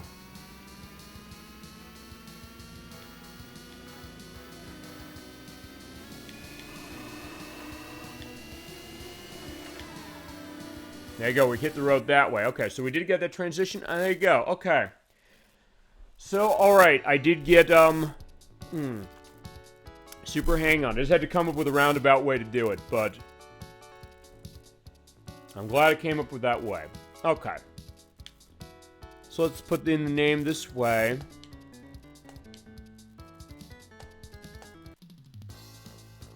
Alright, so there is super hang on. There you go. Alright, we will quit.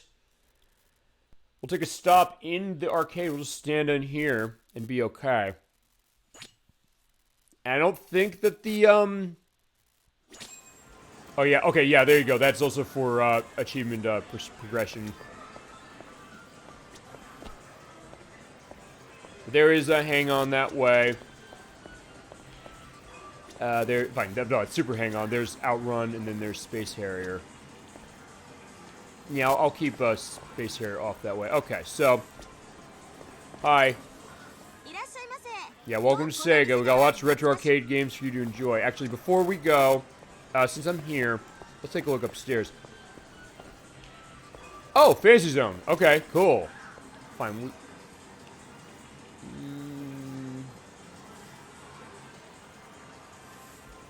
Yeah, what the hell? Let's end on Fantasy Zone.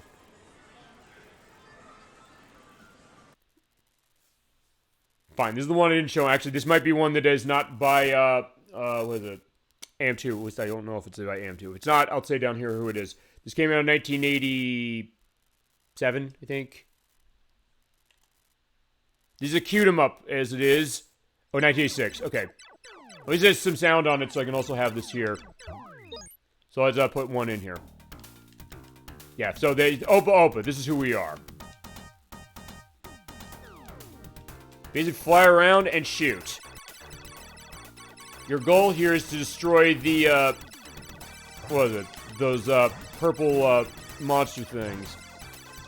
And Opa is a flying, creature. You can drop bombs on the A button. B is your, bomb. No, B is your shots. A is your bomb. You can also walk on the ground. So, yeah, it's a ship with legs. It's very cute. It's very, pastel colors. It is beautiful music. The Opa music. The theme of Opa. It's beautiful.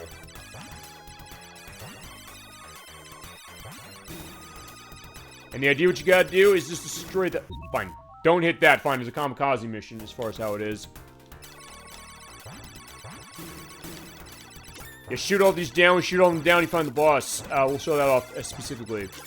Actually, it's worth pointing this one up, too, because I think we mentioned at one point, say, hey, you know, why don't we show this? Or fine. I think I mentioned it with the Genesis Mini 2 showcase, saying, hey, we should show Fantasy Zone at some point. Like, fine. It's here. It's the one game in this we didn't show. And fine. Space Harrier we've shown a couple times. I'm gonna... draw the line of Space here, but for Fantasy Zone, I'm gonna make an exception. If you do that, you get the wood enemy here. Shoot it in the mouth when it opens it, but yeah, it shoots out the leaves in one hit and you're dead. So yeah, despite this game looking so adorable, cute, and colorful, talk about a wonderful color explosion here. You have to be careful, but there you go, he's dead. Bye-bye. There you go. Also, by the way, let me show one other thing off before I end this. The shop, because I picked up the coins. You can take your coins, you can trade them in the shop for items. But you do have a time when you're in the shop, so you have to make sure, like, yeah, whatever you want to do, you gotta buy your shit and get out. So, get the 7-way shoot. In fact, I'll show that.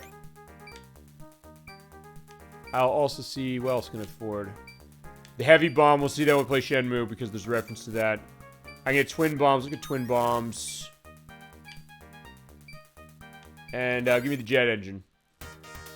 And you can select your parts, so I can set the jet engine to increase my speed, and there you go, we're good. And you're all set. Whoa, look at that, there you go. So also kind of the RPG perspective in the sense that, hey, you know, you can upgrade. I got 2 bombs now, I got these 7 shots. Yeah, look at that. So Opa is a living human being, or living being, I should say, as far as, yeah, look at all those great upgrades. Okay, fine, but they do not last forever. You only get them for a certain amount of time. So, make sure you savor them and use them wisely like I did.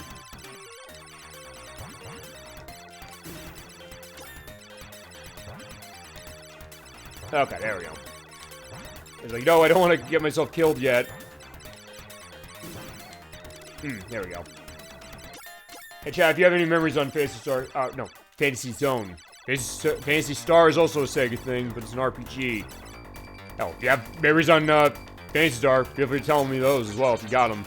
Or this one. My experience admittedly is kind of limited. It's mostly with a couple of the collections I've had them. Including now Yakuza 6, as it is. Fine, it's a classic game compilation in disguise, really. I never, yeah, I said, it's not one I grew up on, but I knew the music because of Simone Amigo on Dreamcast, the Obo Obo music. Like, that's cool. It's like the Sega Genesis sounding style, and it's really, really neat. And I played it, it's like, hey, it's a fight shooting game that has some unique ideas to itself that are, yeah, something you don't see every day. As far as like being so cute and adorable. But I am dead. I don't know how many lives I've got left. Because this game's not fucking around with its difficulty, even though it looks so cute. And fitting, because we mentioned the Switch Online stuff that came out this the other day, like Super R-Type in particular, as far as the genre. This is like another case of that. Whoa!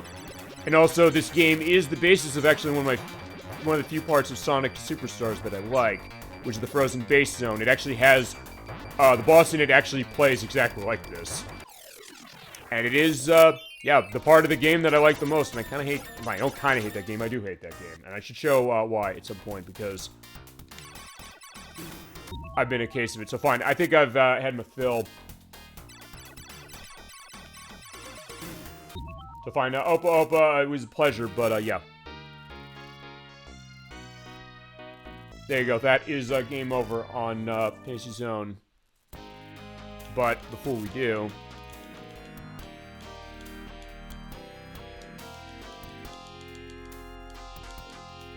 There you go.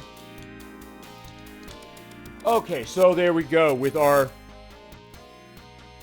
Mostly, I guess, AM2. I don't...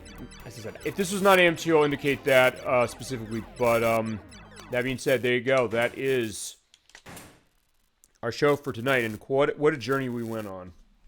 We started racing. We did more racing. We did a lot of fighting as well, as far as in the games. We had great discussions as far as the chat's concerned. Let's get Mr. Kazuma Kiryu over here. There's darts. We're going to play those when we play Shenmue. Yeah, I'm not taking the perspective away from Shenmue. It's like, yeah, Shenmue darts. That's going to be the idea, the do-do-do-do-do-do. Yeah, stay tuned for that in December when we play Shenmue. We're going to run that, by the way, on the Dreamcast. Alright, so there you go. That is our show for tonight. Man, what a show. What a great show. What a case of an unexpected show. Got to show everything off that chat was mentioning.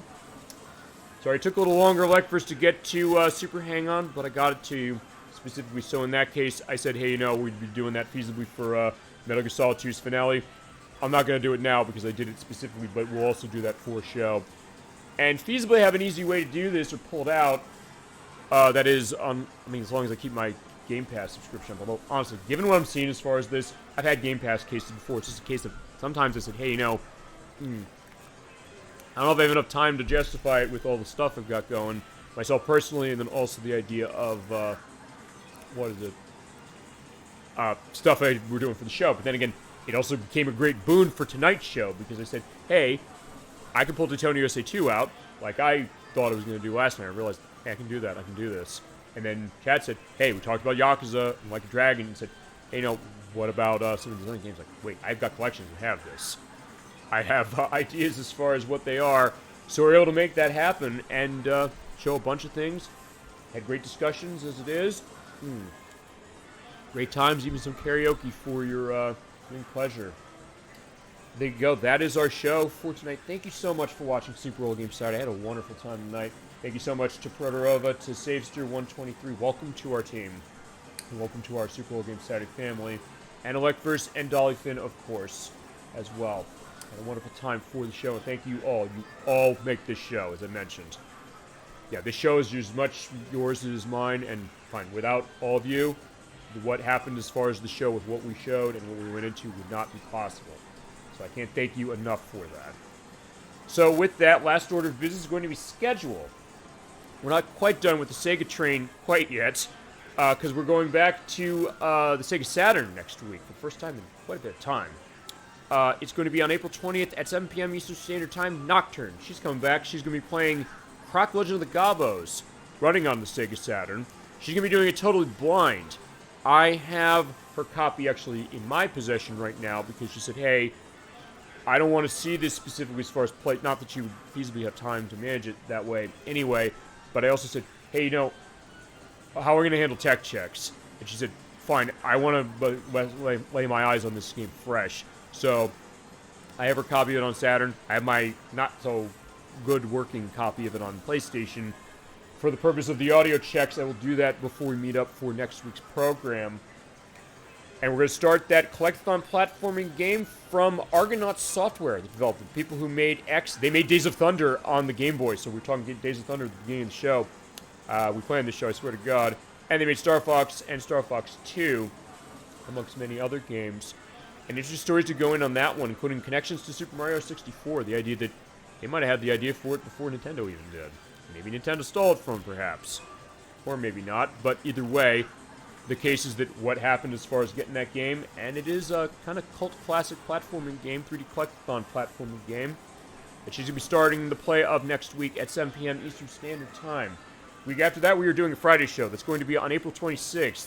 Edwack and Nikki are coming back at 7:30 as far as that program, because I want to make sure that Nikki's going to be set, because she's usually not going to be there on time as far as early. It's like, it's a squeeze. She'll be there usually before the 7 o'clock shows, but I said, you know, I'm going to be fair this way. I'm going to go that way, because I'm actually going to be playing a game with them that I'm going to be controlling specifically. It's going to be the finale of the other RPG we've got running currently. That's Pokemon Violet version for the Switch.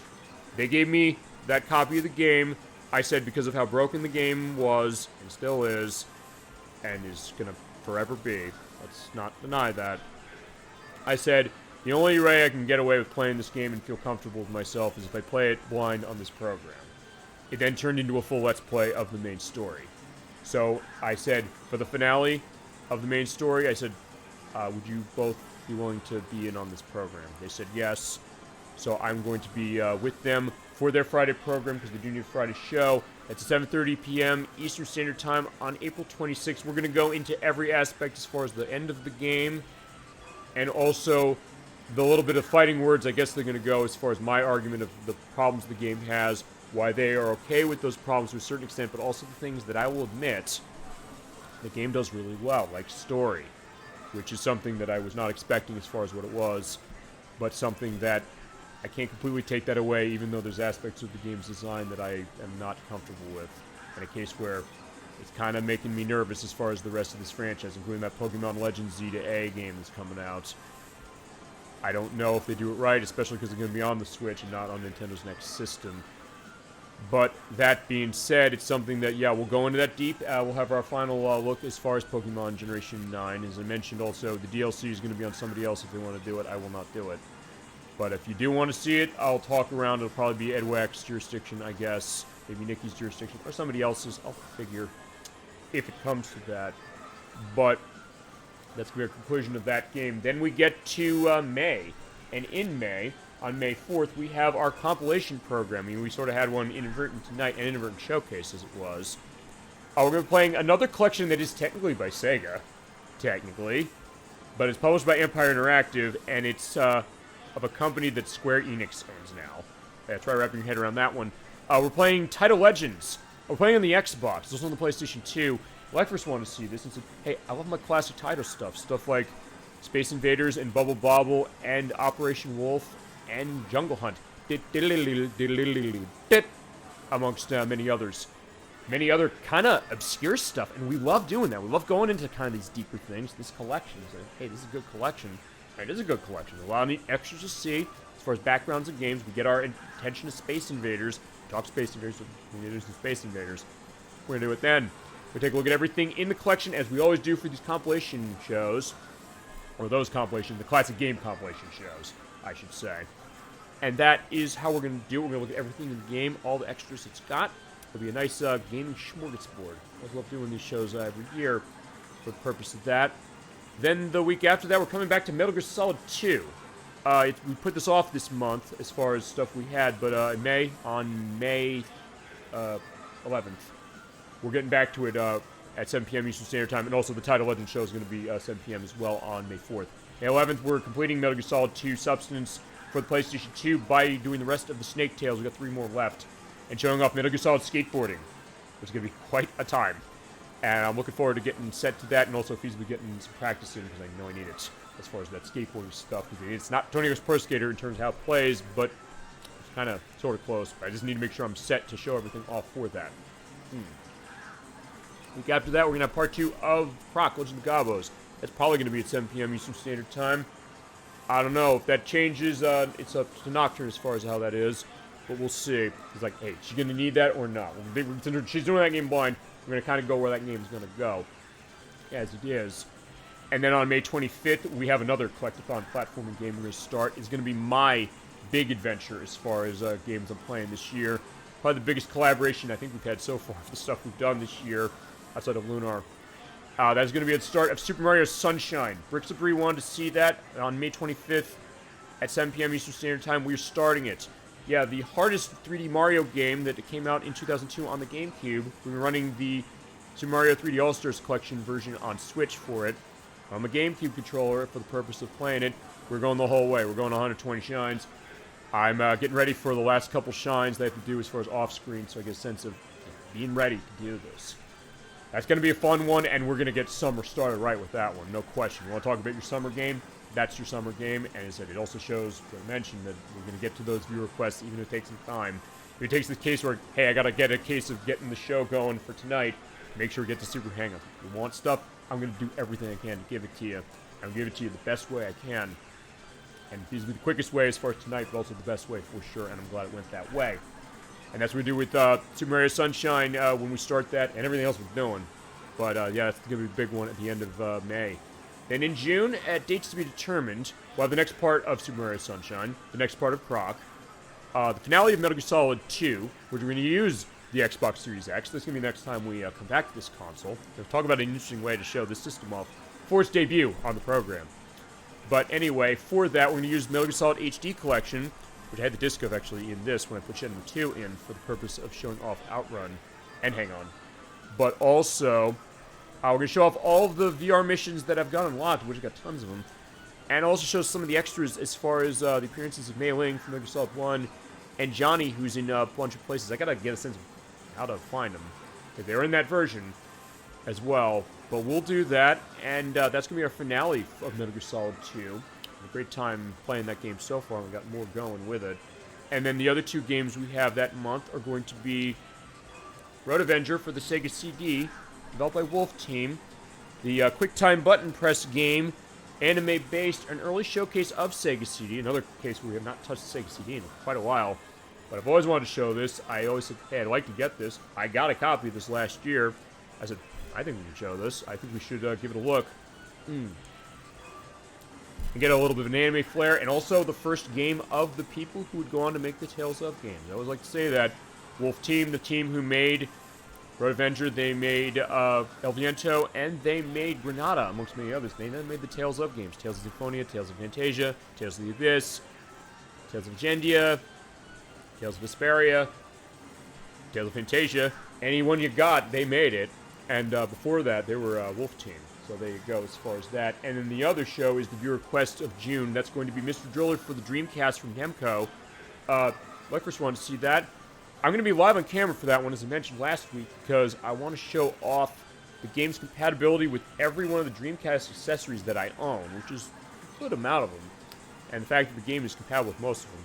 So in that case, we're going to have that celebration. We're going to have a full look at Mr. Driller dedicated to the show, because he's feasibly always been a bridesmaid, but never a bride, in terms of the fact we've shown him off in Mr. Driller Online in the Namco Museum Virtual Arcade show we did last year, and also at the end of our play of Connemara Damacy. But yeah, full look and Mr. Driller. I'll be back on camera again the way I was when we did the Man of Medan last year. And as far as other stuff we've got coming down the road, the next set of RPGs, so we're actually going to be taking a little bit of time off of RPGs as far as 2 months after we finish Pokemon Violet at the end of the month here. The next RPGs we got in the bullpen coming up, by the way, though, are going to be Rhapsody Musical Adventure for the PlayStation. I think we start that in July, I think. I'll have a better answer to that probably at the end of this month. Also, same case as far as Shadow Hearts Covenant for the PlayStation 2, which I know the Crochet Nerd 64 is going to be doing for us. Chasm 22 is going to come in for at least part 1 and the finale. I don't know how that's going to go. We're going to have to figure that, because that's going to be a really long one. And Protorova, you do have the longest game on our show so far, with Lunar Silver Stars to complete at about, I think it's almost 60 hours total based on the time we ran the game. Or if that's not the right time, I'll down below what's the actual time of all the parts put together. But that game is going to beat it. That's going to take about a year to finish, and we've got to get a sense of how that's going. And if we're starting it this year, so that's going to be a little up in the air. And in relation to tonight's show, we're starting Shenmue in December. I'm going to be starting that running on the Dreamcast as my gift to myself, I guess, for the purpose of that at the end of the year. And the delicious Xbox Live Showcase, which Daytona USA for 360 that I played tonight is a case of. We're not going to show it off for that. We'll get a full look and a bunch of other stuff on top of that for it. That's on November 30th. And also just to go back as far as Daytona USA for this digital version that I showed tonight. If you do want it, it is not available on Xbox 360, Xbox One, Xbox Series S, or Xbox Series X anymore. It is unfortunately no longer available to you.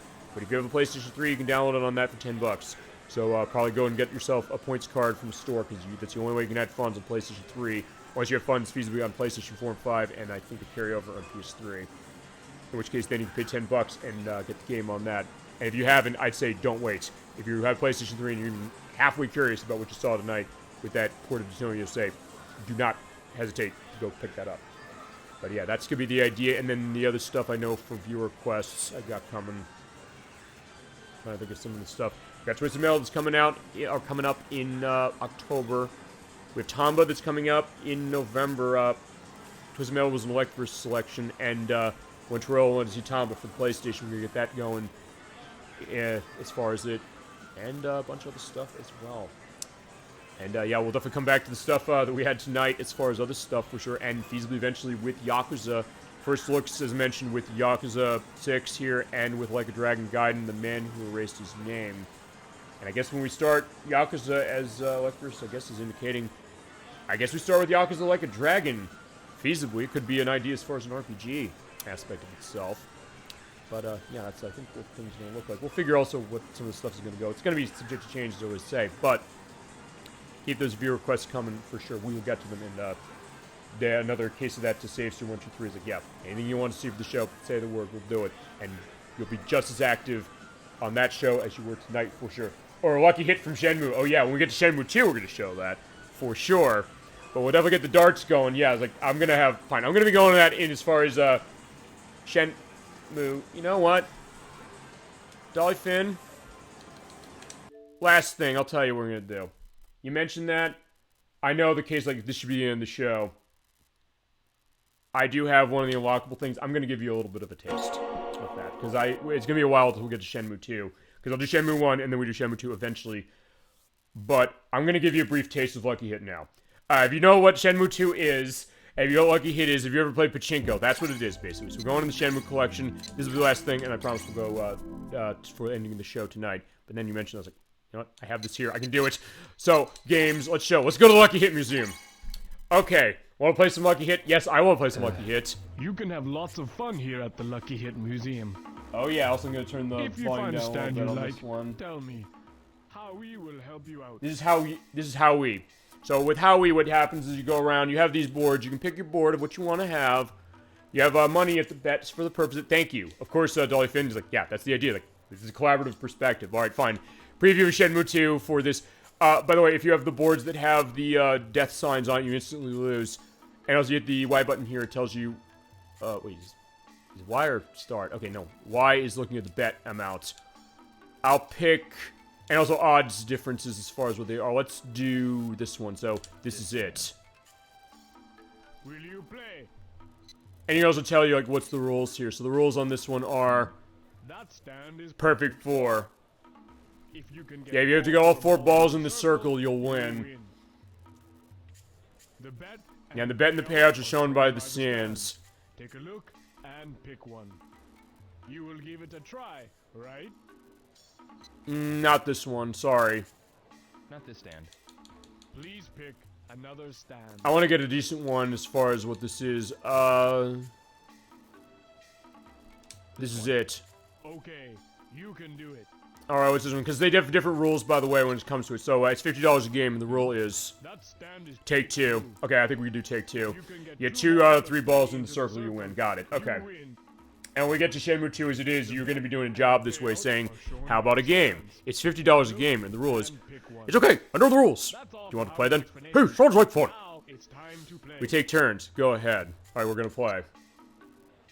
Let me try. Let me try. All right, so we got our Hong Kong dollars here. It's $10 a thing. So, all right, so what you do is you move Rio's hand left and right using D-pad. And you hit the A button to drop down. And basically drop it down the pegs. It is a nice physics-based case. Yeah, want to play Lucky Hit? Yes, I do want to play Lucky Hit. How about trying Lucky Hit? Also, when you're like the barker, as far as that, you just keep hitting the A button. I just kept hitting it, saying like, "You want to play a game of Lucky Hit? How about a game of Lucky Hit? How about trying Lucky Hit?" Yeah, we're gonna be doing that. Sometimes they'll come by and it's like, "Hey, you know, where's the restaurant?" I was like, "Oh, sorry, I'm not from the area." Yes, I love this game. Fine, this is gonna be a preview. Fine, we have to end this way. This is how we end tonight's show. Who knew? Of course, you don't get it. It's like, "Oh no, please, your turn next." Or if you hit it, you say, "I got it. Please, your turn next." It's a draw game. There'll be sudden death from here. Oh no. I missed. Too bad. You lose. Sorry about this. Will you continue? Yes? I do want to show one winning, honestly, so you know what? I'm gonna show another one, and then I promise this will be the end of the show. Like, fine. Okay, so at least it makes it easy. I get to do the schedule this way.